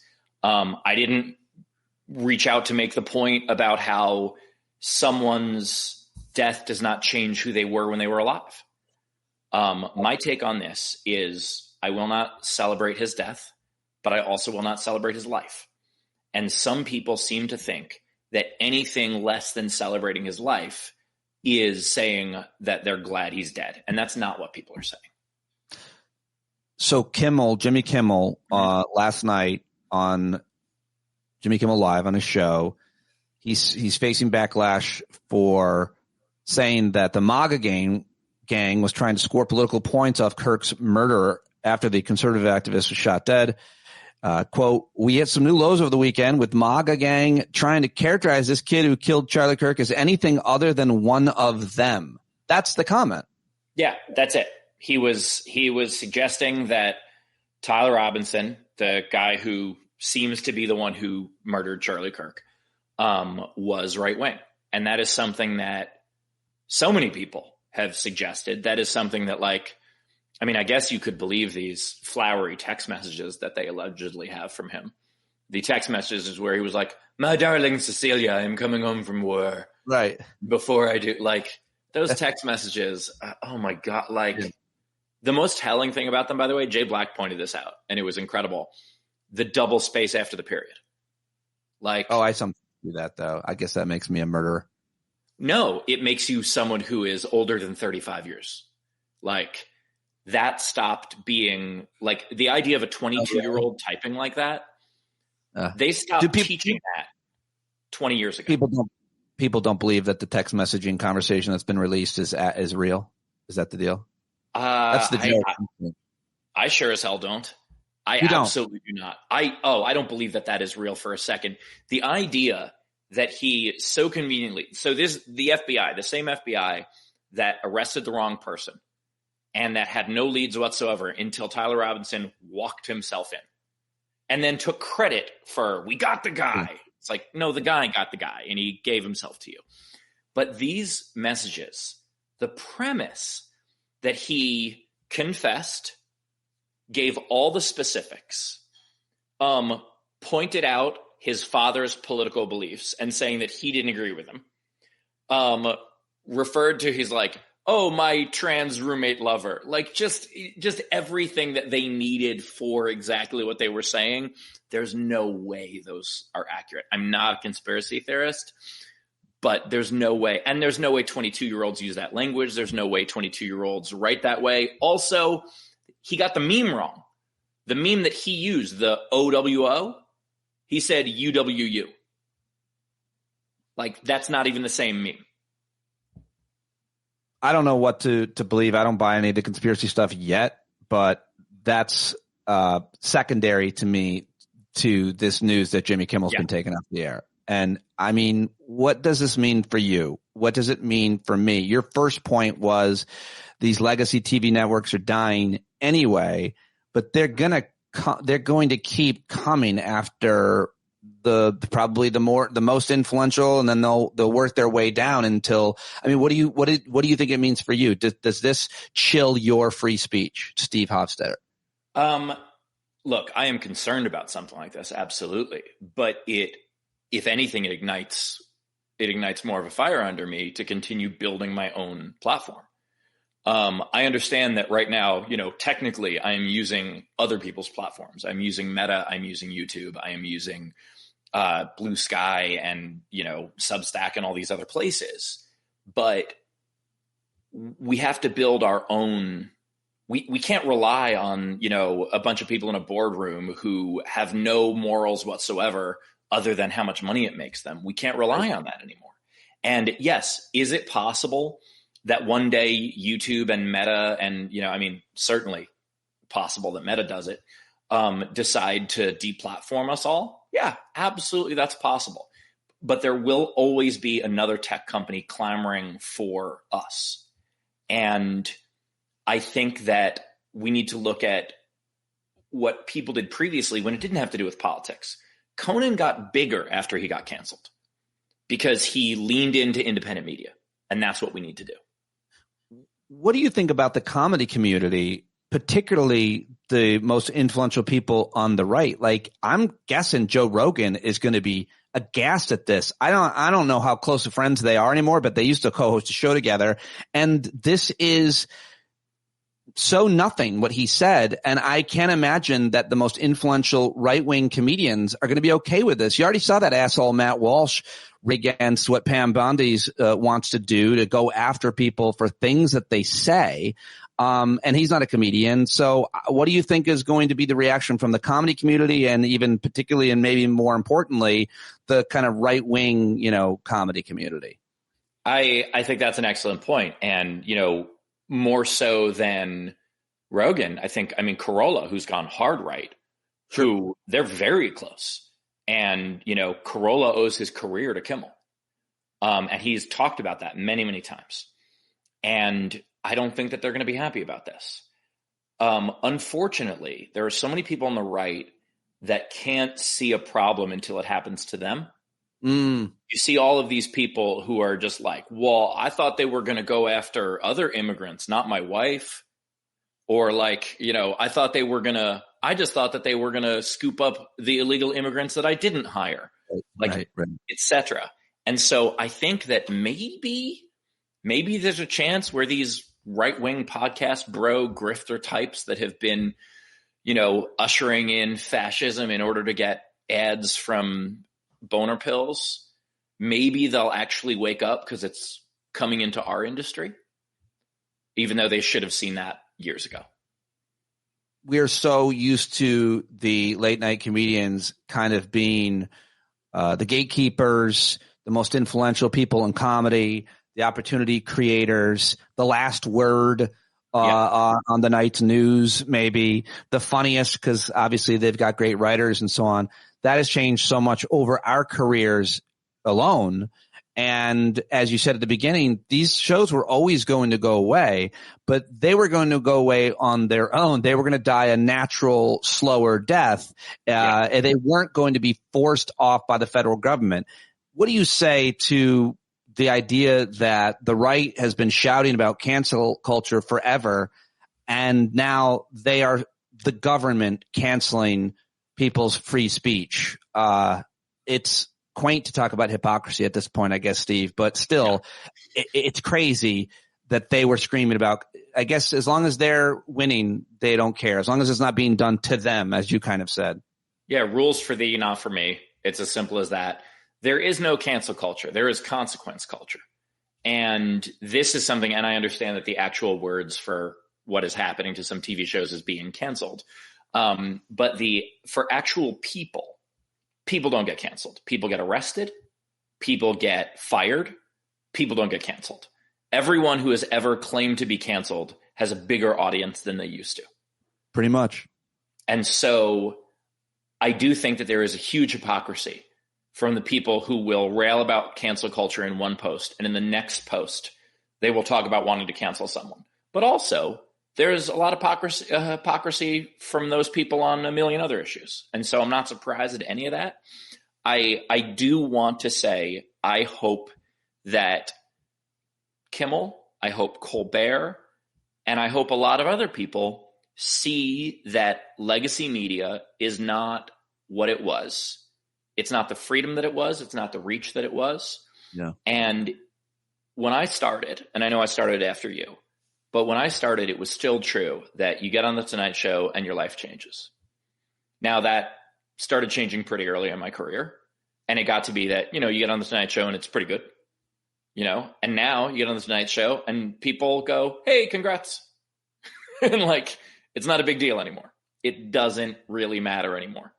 And meanwhile, some idiot in Austin with 1 minute of racist comedy can suddenly get 100,000 followers because they have the same amount of racism as someone on the panel of Kill Tony. What do you think Colbert and Seth Meyers and Jimmy Fallon and Jon Stewart and everybody at The Daily Show, how do you think they will and how should they react to this news? Well, the left tried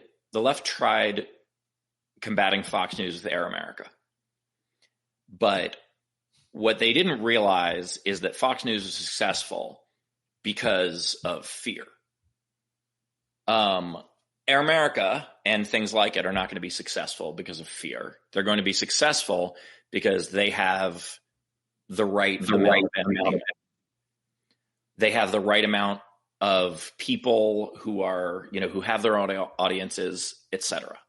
And hopefully they put some money together and they start their own thing. I think that it's really, a lot of people are talking, a lot of people are saying, Steve. It's a good impression. The faster it gets bad, the faster things can get better. A lot of times people are referring to the economy. It was certainly the case with the pandemic. Arguably, it's why Trump didn't get reelected because of a fucking pandemic. So I'm already hearing that kind of claim. Like, this is so bad and so blatant and so outrageous that it's going to turn enough people, wake up enough people. I mean, Jimmy Kimmel being canceled, I feel like that's going to cut through. It's going to be on TikTok. Every young person, whether they know who Jimmy Kimmel was, they probably saw the clips. And even if they didn't, they're going to say, wait, what? Like, this is so bad. And people think that sometimes it has to get worse before things change. What do you think of that theory? I think it's correct to a degree. We need to, if we still have elections next year, things will get better. That's a big if, considering how fast things have gotten bad. I am curious to see what happens in some of the smaller elections this year. New York City mayor and Minneapolis mayor are two pretty big ones. Those will kind of show the temperature of the country. If we can prevent us from descending into a dictatorship for the next year and 2 months, I think we take back Congress, we take back the Senate, and I think that starts to change some things. But that's a big if. I feel like we're already there. I don't know dictatorship is the best word, authoritarian. regime, but I feel like we're already like, this is the most fascist, obvious fascist playbook thing. And every day there's something out of the playbook, but this attack on speech by the attorney general and the president and all of his minions, the vice president, this attack on, I mean, Board of Education members and teachers and anybody who made a comment about Charlie Kirk, like it might not be the flashpoint, the killing of Charlie Kirk, where they, you know, they start their night raids and killing any liberal that they know, but it might be coming for your career, your job, your livelihood in a way that we've never seen. And that is some old school authoritarianism, like that and the way that they can do it. They could find anybody who said anything, you know, anybody who posted anything, and they're the thought police. It feels very Orwellian. It really does. And, you know, one thing that does really scare me is if you've ever seen pictures of Baghdad in the 1950s, it looked like any European city. It was nice. And to see what that ended up becoming through one administration change, and then, you know, obviously it got worse and worse. It's very possible for things to flip. But also, the encouraging thing is Germany went from fascism to pacifism in one generation. And I am very much hoping, like, no one in Germany could imagine anything that happened in either world war happening there now, because the society has changed so much. And so it can flip in either direction. And the optimist in me looks at this and goes, all right, these alleged free speech absolutists were clearly lying. Right. And hopefully the people who that does matter to, they'll lose those a bit. And again, I just hope that we still have an election. If we have an election, I'm confident things change. If we have an election in the way that, like, there are some countries where the ruling party somehow got 108% of the vote. Like, if that happens, we're screwed. But if we have an actual election, we're going to be okay. Well, I'm worried about that for sure, as we all are. All right, I'll let you go. I just woke you up or something. I appreciate. I was having dinner. Thank you. I appreciate you. What were you eating? I was eating. There's actually a lovely. I live in Charlotte now, and there's a lovely New York deli here. Oh, okay. All right. Yeah. It's great. They even have Mets jerseys on the wall. It's the best. Very exciting. Well, I appreciate you being available to me. You're one of my oldest friends, a guy I trust implicitly about everything. And anything to plug on the way out? We got a whole bunch of people watching live.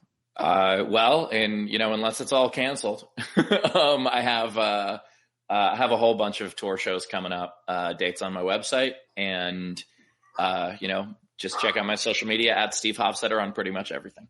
There you go. Steve, you are a leader. You're inspiring. And I'm really glad that you're available to have this conversation on a moment's notice about one of the most popular comedians we know. Thank you, Pete. I appreciate it. And, we're in scary times. Keep fighting the good fight. All right, bud. You can go. You're dismissed. Okay. I appreciate it, bud. There you go. Steve Hofstetter. Very nice that he was able to join me. I like to talk about him while he's still sitting there before he can't figure out how to get out of the room. How do I? Oh, there we go. The red thing at the bottom. I found it. I'm near. All right, there he goes, Steve Hofstetter. Go find him online. Let him know that you heard him here on the show. More info linked in the show notes. But SteveHofstetter.com. Follow him on YouTube and Instagram and everywhere else, and join his massive following. See him live. Tell him I sent you. All right. Finally, the legend, the great Jeff Jarvis joined me, and we had a great conversation as well. And he needs no intro, does he? It's all the information, again, linked in the show notes. So let's do it now with my third and final guest on today's blockbuster episode, The Friday Show. It's Jeff Jarvis. Again, but look who's here, the big star last night on CNN. I was on CNN, but no one cared because Jeff was on CNN before me, and he was so much smarter and better and almost as handsome. Not nearly, but I have hair. They always say when I'm in the makeup there, they say, you have great hair.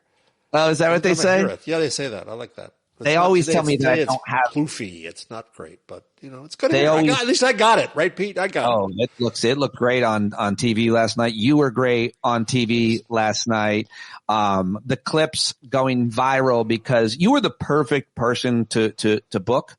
If you're going to have a panel conversation or if you're going to have a one-on-one, I think you're probably one of the best people in the country to book for a lot of reasons. You have all the things on paper in terms of your career, but you were one of the most outspoken people years ago when the FCC was trying to clamp down on Howard Stern. You understand the relationship between the federal government and broadcasters, and more importantly, you understand the history of how the FCC has or has not jumped in. So that's where I want to start with you. So right before I was 5 minutes late coming to my dear friend Pete because I had to put up a late breaking post on the socials. I happened to go by, and I never watch it, CNBC, and there is Brendan Asshole Carr, chair of the FCC, saying, and I quote, "Jimmy Kimmel is no Johnny Carson." What the hell? He thinks he's the critic in chief. And I want to scream about that, but of course, as I point out, it's not unprecedented at all when you consider what the FCC did to Howard Stern. A slice never should have been taken out of the First Amendment for broadcast, but this is where we are. When you say a slice shouldn't be taken out of the First Amendment for broadcast, what are you talking about? We have a right to free speech. There should be no laws made restricting the power of the press and freedom of expression. But broadcast is different.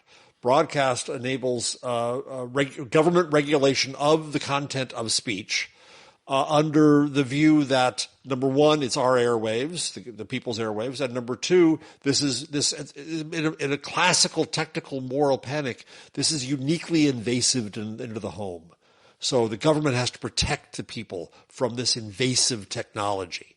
That's the way it was. I'm looking at right now. I'm researching the next book, and I'm going to go to a rabbit hole here for a second, my friend, where I wanted to see what really made mass media. I wrote a book which is coming out next spring called Hot Type, about the linotype and the mechanization of the press and how it multiplied.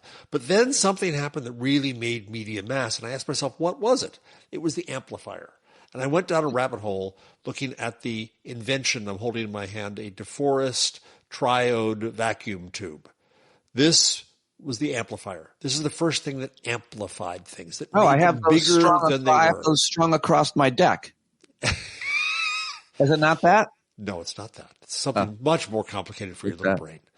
So this is an amplifier. So the idea that signals were amplified was new to media.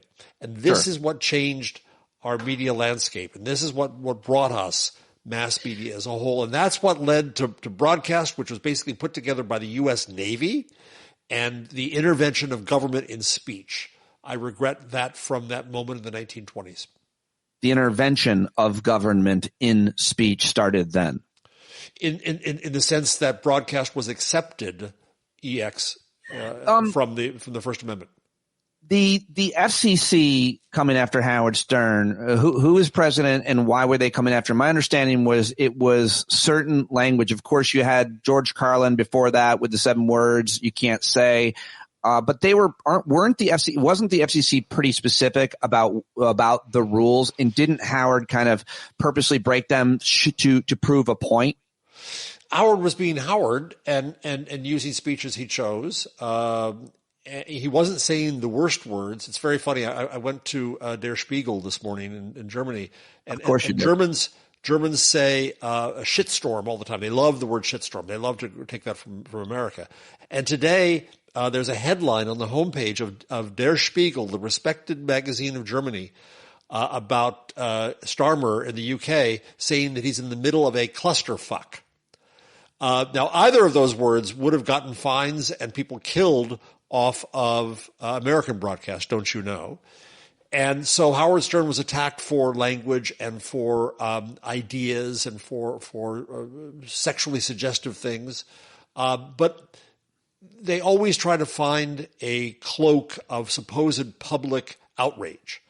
I did a piece many years ago I'm very proud of. I did a FOIA with the FCC to find out how many people had in fact complained about illegal use of whipped cream on a Fox sitcom, Married by America. And I don't exactly know how the whipped cream was used, but it was offensive, Pete. It was offensive. And so they said there was a firestorm of public protest, and at the time it was the largest fine that the FCC had ever put on any station for this speech.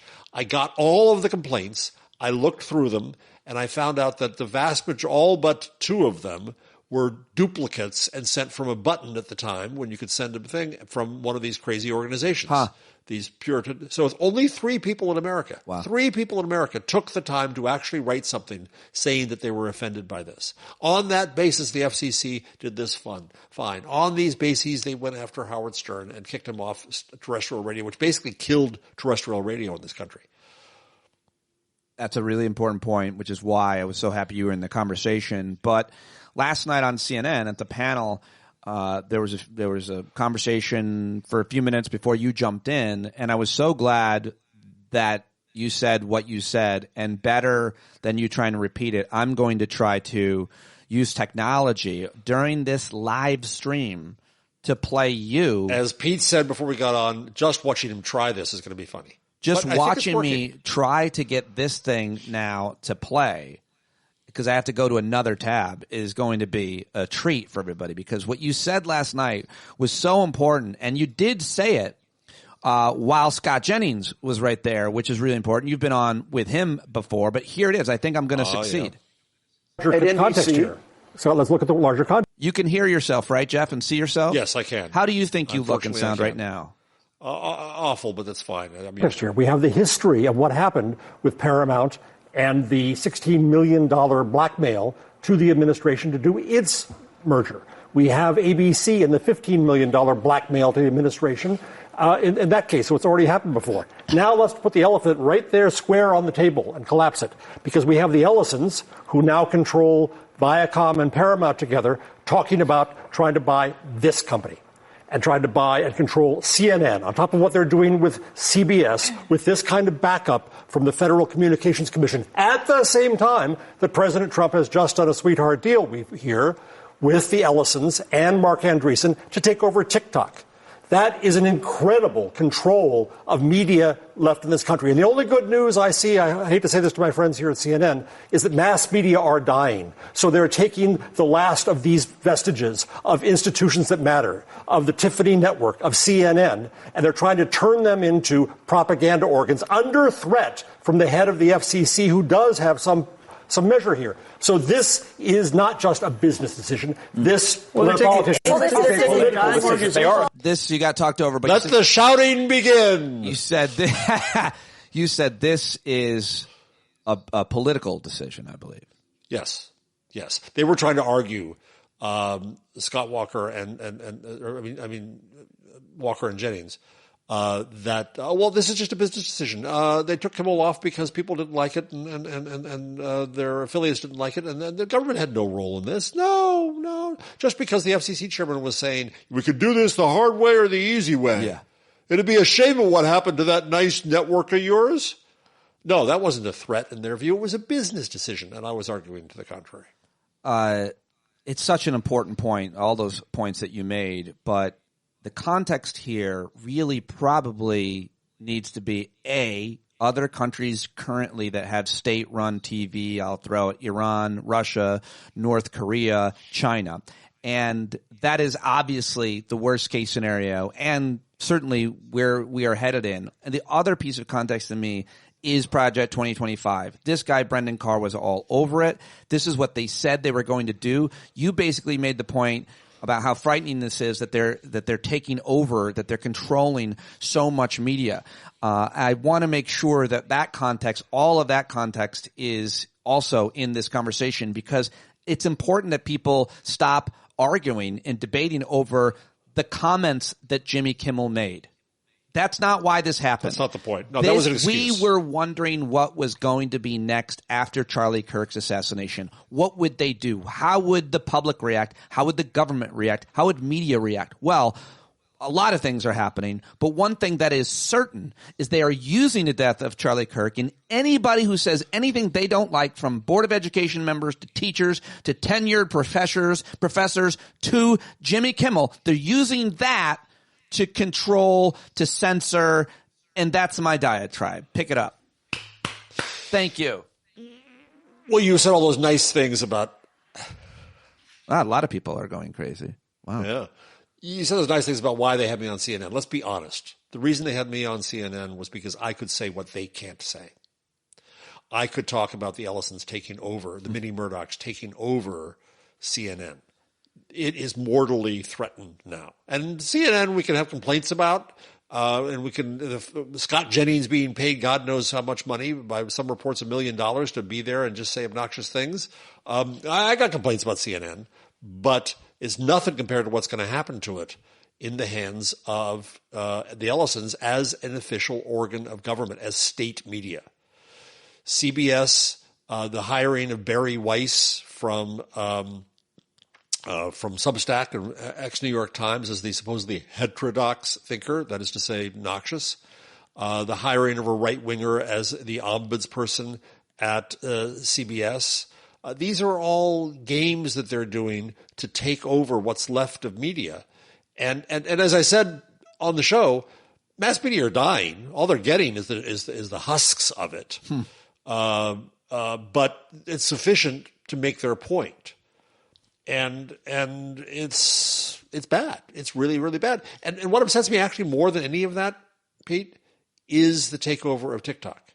Because TikTok, I think, is an important natively internet medium that enables people to collaborate and share, and as a response and an answer to big old media. And now it too is going to be in their hands. Well, yeah. Let me ask you what that looks like next. I want to try to play this other clip of you, because I thought this was certainly, it was important, but also very satisfying in my mind, the way that you handled this. This was really perfect. Scott Jennings is very hard to deal with any space, especially on TV. Yep. You have very little time.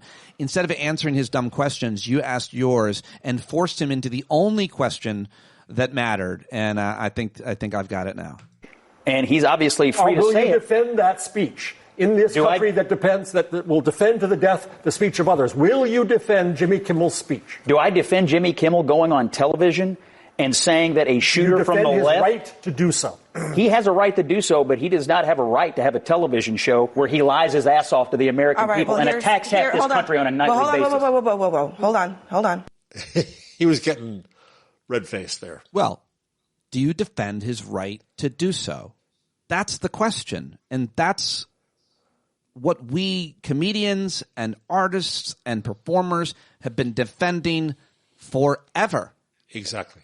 I mean, importantly for you, I'm sorry I've waited this long to bring this up, but it's really important to this entire discussion, is that one of our, I'm defending TikTok as a place for alternative media. The real alternative media in this country is comedy. The only safe place left to say things was comedy, and they're now attacking comedy the same way they've attacked professors and lawyers and everything else. And so comedy had a toehold left on big old mass media, so we could get these clips, and these were names that mattered, and they're killing that. They're even going to go after Jimmy friggin' Fallon, who's couldn't be the most anodyne Jay Leno imitator that you can imagine. Yeah, even Jimmy Fallon they're going to attack here. It's ridiculous.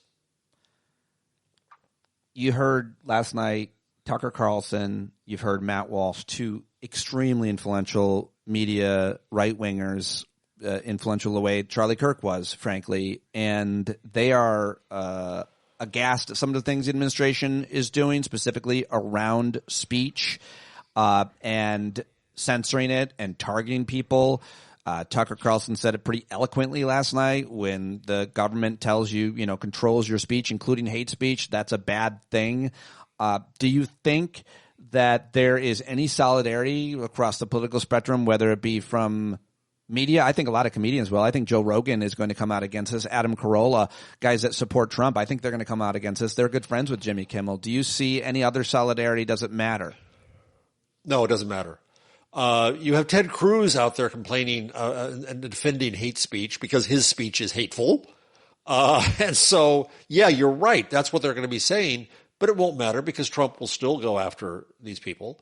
What they don't want is a threat on them using any legal definition of hate speech. They want to kill that idea and that doctrine that there is such a thing as hate speech. So I don't think what you're going to see, I think, here is that they're not going to use that excuse that what Kimmel said wasn't hate speech. What Kimmel said was basically you're presuming this kid was one person and he could be one of you. I won't even entertain debate on what Kimmel said for the simple point that I watch Kimmel's monologue and pull clips from it almost every night. I love his writers, and I love his delivery even more than Colbert, and I love Colbert. Love his jokes. He has been so unbelievably brutal to Donald Trump, and on the greatest stage, of the year and the Academy Awards, he has said everything you can possibly say. Yes. This is about one man's quest for revenge and retribution. It's the only thing he wakes up and thinks about. That's all this is. It's not about one comment Jimmy Kimmel made. That was innocuous compared. This is they using Charlie Kirk's death to scare the shit out of anybody that goes anywhere near a microphone, a classroom, an audience, a social media account. That's what it looks like to me. So play this forward. Nexstar, which wants a big merger and needs Brendan Carr's FCC approval, they were the first to say, we're taking Kimmel off. Sinclair, which is a horrible local Fox company, we're taking them off, and we're going to put on a tribute to Charlie Kirk in its place, and we're going to demand that to get back on the air, Jimmy Kimmel has to apologize to the Kirk family and give money to Turning Point. So Jimmy Kimmel was supposedly going to be on the air last night responding to the response to what he had said. And we all wanted to hear what he had to say and how he was going to say it, because he was going to have the spine that no Democrats have, the spine that tons of law firms and universities like Columbia University do not have. You're right. Jimmy Kimmel has been one of the bravest people in this country in this time, alongside Colbert. So I wanted to hear what he had to say last night. But now let's play out this scenario where, well, he's not canceled. He's off the air indefinitely. And they're going to bring him into Shea Woodshed, and they're going to say, okay, Jimmy, this is the condition under which you can come back. And you're going to have to apologize, or you're going to have to say this. And I think Jimmy Kimmel last night was going to find a way to not apologize. But now they're going to make him eat shit. And I don't think Jimmy Kimmel's going to do it.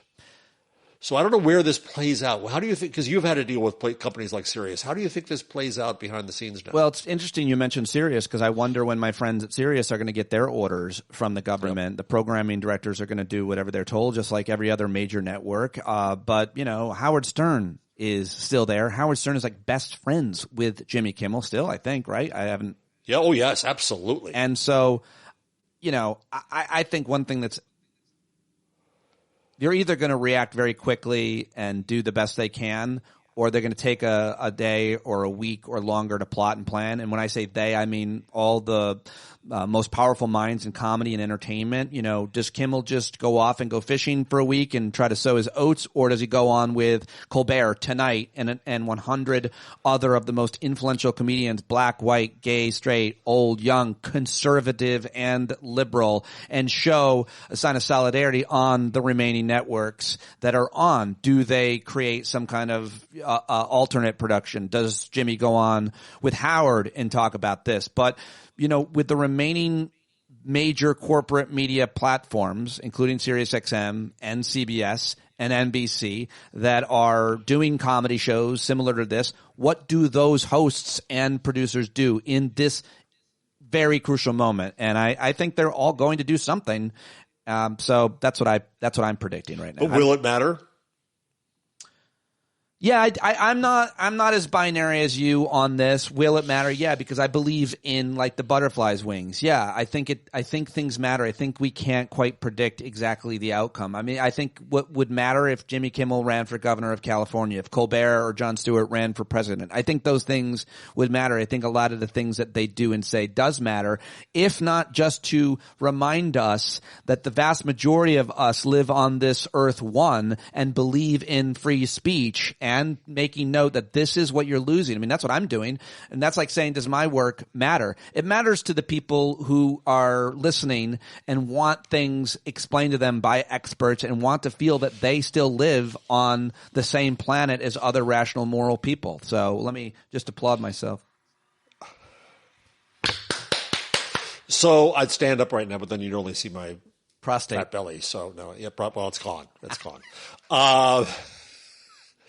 So now I completely forgot what I was going to say. Yeah, and I think that the place where it's going to happen is not on any old network. They're gone. The trope that we should kill once and for all today is liberal media. This is what I wish I had said last night. Liberal media is gone. There may be liberals on media still, but they are all owned by Trumpists now. And virtually all. The Washington Post fired its last black full-time columnist because she quoted Charlie Kirk on black women. The New York Times is conciliatory to a fault. CNN is scared of its own shadow. That's why I was on last night. The newspaper companies are owned by hedge funds. The mini Murdochs are taking over what the Murdochs don't own. Big media is completely borked. The only place where this is going to happen is in another big corporation, which is YouTube on Google.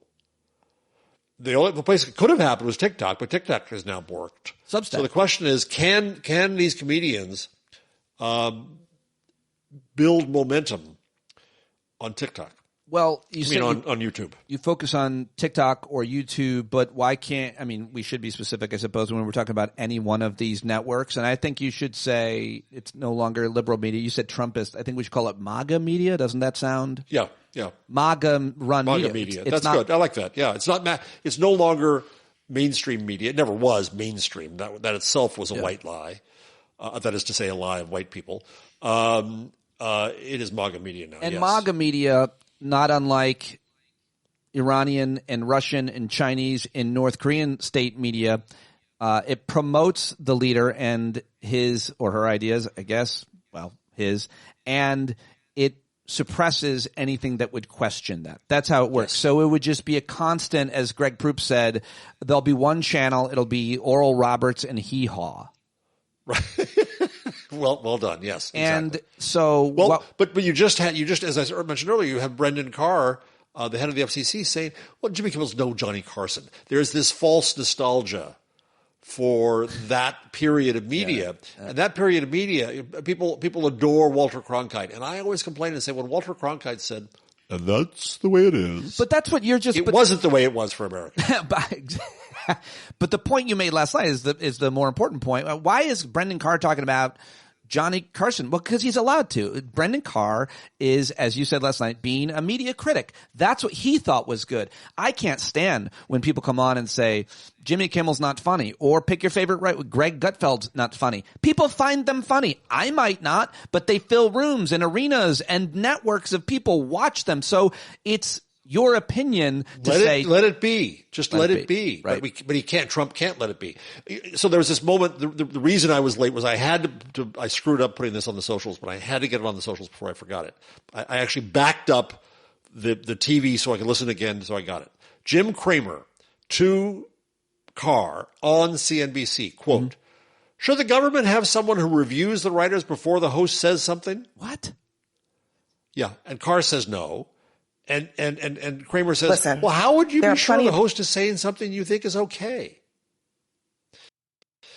So you have somebody who this is the atmosphere out here. The Jim Cramer, not exactly Mr. Mensa, thinks that he can ask that question and that's somehow normal now.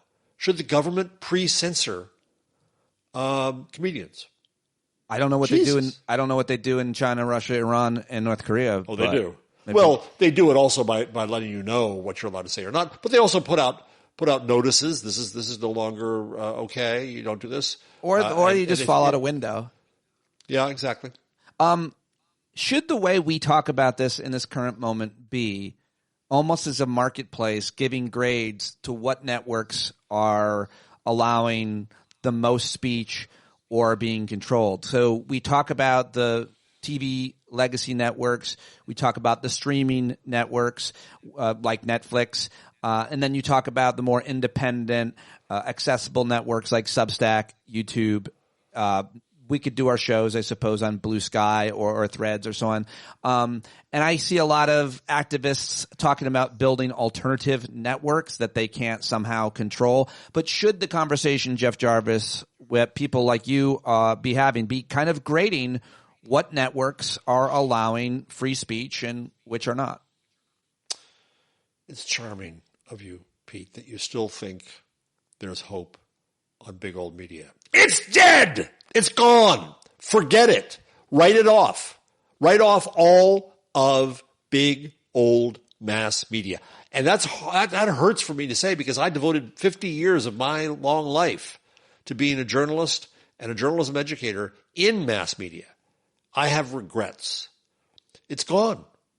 That ideal we had that somehow we're going to rescue what matters in media, no, it's over. We have to build elsewhere what comes next. But I'm right, but I'm not, and I appreciate that and I agree with it. But I'm talking about the others. I call them independents, YouTube and Substack. Okay. So, well, I mean, like Netflix is still a huge corporation. They're going to get attacked. So there's no hope there. Anybody that has scale is going to get attacked. So there's no hope. Scale. Yeah. Substack, I'm not very fond of. They've literally promoted Nazis. I think that's a dangerous consolidation. The lesson we should learn from all of this is to go against consolidation, to go toward protocols, not platforms, as Mike Masnick has written, to go for an open source internet. We had it in blogs. Blogs were a wonderful thing. We had blog roles. I linked to people like Glenn Reynolds, a conservative, and he linked to me, and we had conversations. This idea of what CNN thinks it has on Abby Phillips' show existed in that world.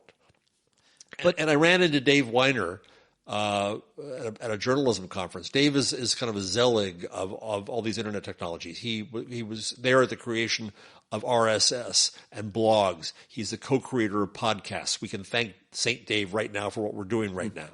And I said, Dave, what happened? It was so great back then. And he said, Jeff, everything's good when it starts. So nostalgia doesn't get us anywhere, whether you're thinking that Johnny Carson is the model for all comedy, or whether it's me thinking that we have to go back to 20 years ago and the internet the way it was. All that matters is the future and what we build in it. So I think we need to find and create platforms that are outside YouTube, because YouTube will get attacked too. Google is a company. Google will act like a company. I hope that things can kind of hide there in the Google huge owning scale. Google owning YouTube. Yeah, Google owning YouTube. Yeah. And there's Mastodon, which is a truly independent distributed social network. Nobody's on it. I get that. Though it's so open that Truth Social is run on Mastodon. Nobody links to it. Nobody includes it. But it's just an open protocol that allows people to run things. Okay, so you think? I guess my specific question is, you're saying I don't like Substack because they platformed and promoted Nazis, and my point right now is like I'm going to lower the bar way down to fine. The Nazis get to talk, and so do me and Jarvis. But do they let us without any pressure or control? And if the government or some part of the government starts threatening, let's say, the biggest names in media that are critical of them, from the Pod Saves America, the Midas Touch guys, the Bulwark, those are maybe the top three, much less some of the other individuals.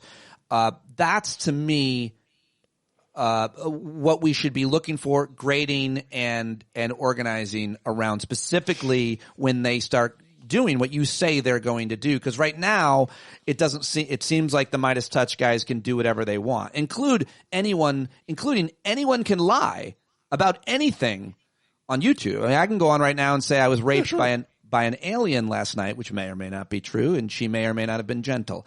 And it wasn't rape because consent was given. But the point is, that's not true. I can say it. No one's stopping me from saying that. Not defaming anybody but that lady alien. Lies are protected. Hate speech is protected. Right. And that's been a cloak that the fascists hide behind. But I think you're right. As long as they can speak, then why can't we? I mean, the fact that Brian Kilmeade went on Fox and said that homeless people should be killed with injections. He goes, or just kill them. He goes, or just kill them. Just kill them. Yeah. I mean, and yeah, there was a faint breath of protest, and he had to say, oh, maybe I shouldn't have said that. And that's that. It's over. It's gone. Right? Charlie Kirk is murdered, and it's still front page news every day. Yeah. A legislator in the Midwest, the Heartland, is murdered, and it was forgotten in a day. Yeah, I think we have to give up any idea. That's the funny thing about this idea of balance, is that they used it to move the Overton window and change everything, and they used it cleverly, and we're the ones who got left out of it because we played. That made us thinking that we played objectivity and balance and fairness. That all made us weak. That made us vulnerable. I don't know what you would have had us do otherwise. Have some balls. Some people had balls. Have some spine. Lots of people. Some did. Jimmy Kimmel did. Yeah, look what happened to him. Let me ask you one more question. We've been talking mostly about government intervention and censorship of entertainment, media, journalists, but we've also seen the firings and the lists made of specifically people in education, whether it be higher education, academia, tenured professors, or in my town, the town next to me, the Board of Education, a member posted something on Facebook. They are actively making lists, keeping names at the highest level. We heard J.D. Vance and Stephen Miller talk about this, obviously. Professors are now worried to speak out. Tenured professors, con law professors, English professors, history professors, because they will be targeted. That seems like a real escalation opposed to just targeting Harvard and Columbia and people who had spoken out in support of the Palestinians. Now it's people saying anything about a dead man, Charlie Kirk. They're now being targeted, teachers, professors, board members. What do you want to make of that right now? The long-term strategy, or the 2045 strategy, to change society didn't take long. Law firms and media are just damage along the way. The real target is education. The real target, which has been going on, and you've talked about this, and you know this, and you're fighting in your own town because of what they're doing to school boards across the country, not just universities. The real target is to kill education, because that is the essence of an enlightened society. They want to kill an enlightened society. They want to start a new dark ages. Sound a little dramatic, but true. And so, so there was a moment last night, my friend, when I got the call from CNN and said, will you come on to talk about this? Is Scott Jennings on? Yeah. I said, I don't know. And I thought, is it worth it? And then somebody on the socials today said, why do you even go on with Scott Jennings there? I'm so glad you did. It's because he said I had to stand with Kimmel. Yeah. Right? For what it's worth, I'm just one little old white guy going there and professor emeritus standing with Kimmel. I love the way Scott Jennings says, professor. You did. Not only did you make the right choice, I suppose you could have said, I made the wrong choice if he got the best of you like he had me in the past, and I went viral for being a bitchy little cunt is what they called me. They called me that. They said, you bitchy little cucky cunt, tuck your teeth in. So it didn't go well for me. They called me Colonel Sanders, which I rather enjoy. That's funny, though, but I give whoever, that was actually my sock puppet account. But the point is, you went on and you did an amazing job at confronting him, as I just played. More importantly, the best of us, like you, like me and others, should go on wherever we are invited, because we're not long for being invited. I think that's an important point. And it's time to use our privilege. Yes. Right? We're both white guys. Yes. That is, and that is a matter of privilege that it's time to use. I'm an old guy. Yep. So, and I had tenure. I'm now emeritus. I've got to use that privilege. Absolutely. Now, if you're a professor still teaching at a university, and even if you have tenure, the problem is going to be is that you go out there and you use your privilege for the rights of what we expect, and then you draw fire to your university. So it's a chicken egg problem. Is the university going to come after you because of fear, or is the university come after you after they get attacked? And so it's the chill that they want to have. But whenever possible, I think you're right, Pete. Whenever possible, we who have the privilege, we who have the sense, have to keep speaking up. It's all we have. I mean, every day I wake up and think about certain quotes. I read them. I can never memorize them, but, you know, Dr. King, in the end. You're no R.A. Melber, you know? If you had the brain of R.A. Melber. Oh, God. You just ruined what was about to be like a crescendo moment. I was about to read a King quote, and then you said, you're no R.A. Melber, and it just ruined everything for me. Now I was about to, and then I was going to wrap up this conversation with the ML quote. I ruined things. But you just go, you're no R.A. Melber, and it just was total destruction. And nothing but respect for you for saying it. In the end, we will remember not the words of our enemies, but the silence of our friends. See, I'm so flustered I can't even speak. Our lives begin to end the day we become silent about things that matter. You know, things like that. Get in good trouble. John Lewis, you've been getting in good trouble your whole career, and I'm so happy to get in it with you. Thank you very much for joining me. We may not be long, be able to be on Substack or YouTube or Twitter or Facebook or Instagram like we are now. But in the meantime, for the 480 people watching total right now across those platforms, what would you say about how important it is to support and subscribe independent media and cancel Disney and subscribe to patreon.com/Pete Dominick? What would you say? Well, definitely the latter. Definitely subscribe to Pete Dominick. Join his Thursday evening get-togethers. Build the community. They're quite fun. Yes, that's what we're doing. Community. Go out and protest. We need leaders to drive us to protest. Follow Pete with your placard out on the streets on, is it October 18th, I think is the next big one? Yeah. We've got to do that. People come after me, why do you still read the Washington Post? Well, because we got to criticize it. We got to keep on its ass. And a lot of me wants to make the businesses hurt and cancel Disney. And I started tweeting yesterday, cancel your trip to Disney World. And that's fine, but the truth is they're not going to feel it. There's plenty to replace now us. Go. If you saved up and your kids want to go to Disney, I'm all right with it. Don't go to Disney. Don't go to Disney. Don't go to Disney. Find something else. Go see Action Canada. Park. It's very I nice. think. Canada. Canada's a whole Disneyland. Go there. And instead, I think we just have to keep shouting because they shouted and we got to shout. Yeah. And I also think I've realized, and I'm just going to keep, this is going to be my new branding, my new messaging for my work is something along the lines of this is fascism. We're in it. Yes. It may not ever change, but what we can do, what previous generations of humans did, and we can create community. We can support one another. And I appreciate you mentioning the stand-up community. And that's what I'm doing. And I hope to see everybody tonight at our hangout. If you're watching this, you should join. It's a lot of fun, folks. Join. Jeff has been there many times. He's been a huge supporter and subscriber himself. I cannot thank you enough, my friend, for joining me today. And I really appreciate you. Cue your own applause. All right. There you go. Jeff Jarvis, Greg Proops, Steve Hofstetter, me, and more. Thank you very much. Can't do it without you, and I am so grateful to have you. It was so great to see over 70 of you last night at the Hangout. I hope you have an awesome weekend.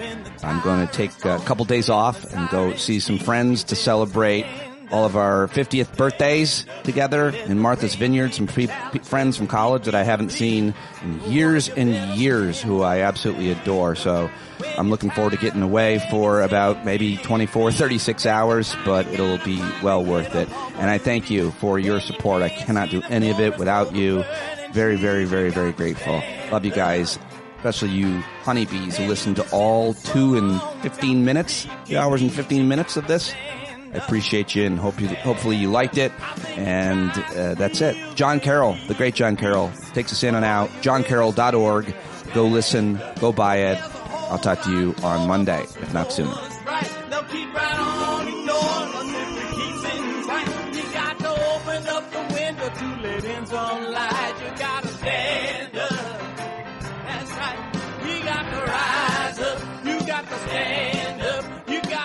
The devil straight in the eye. We got to let him know it's his turn to go. See it clear when all you hear is a lie. Don't get up off of your butt, get down off of your fence, and even in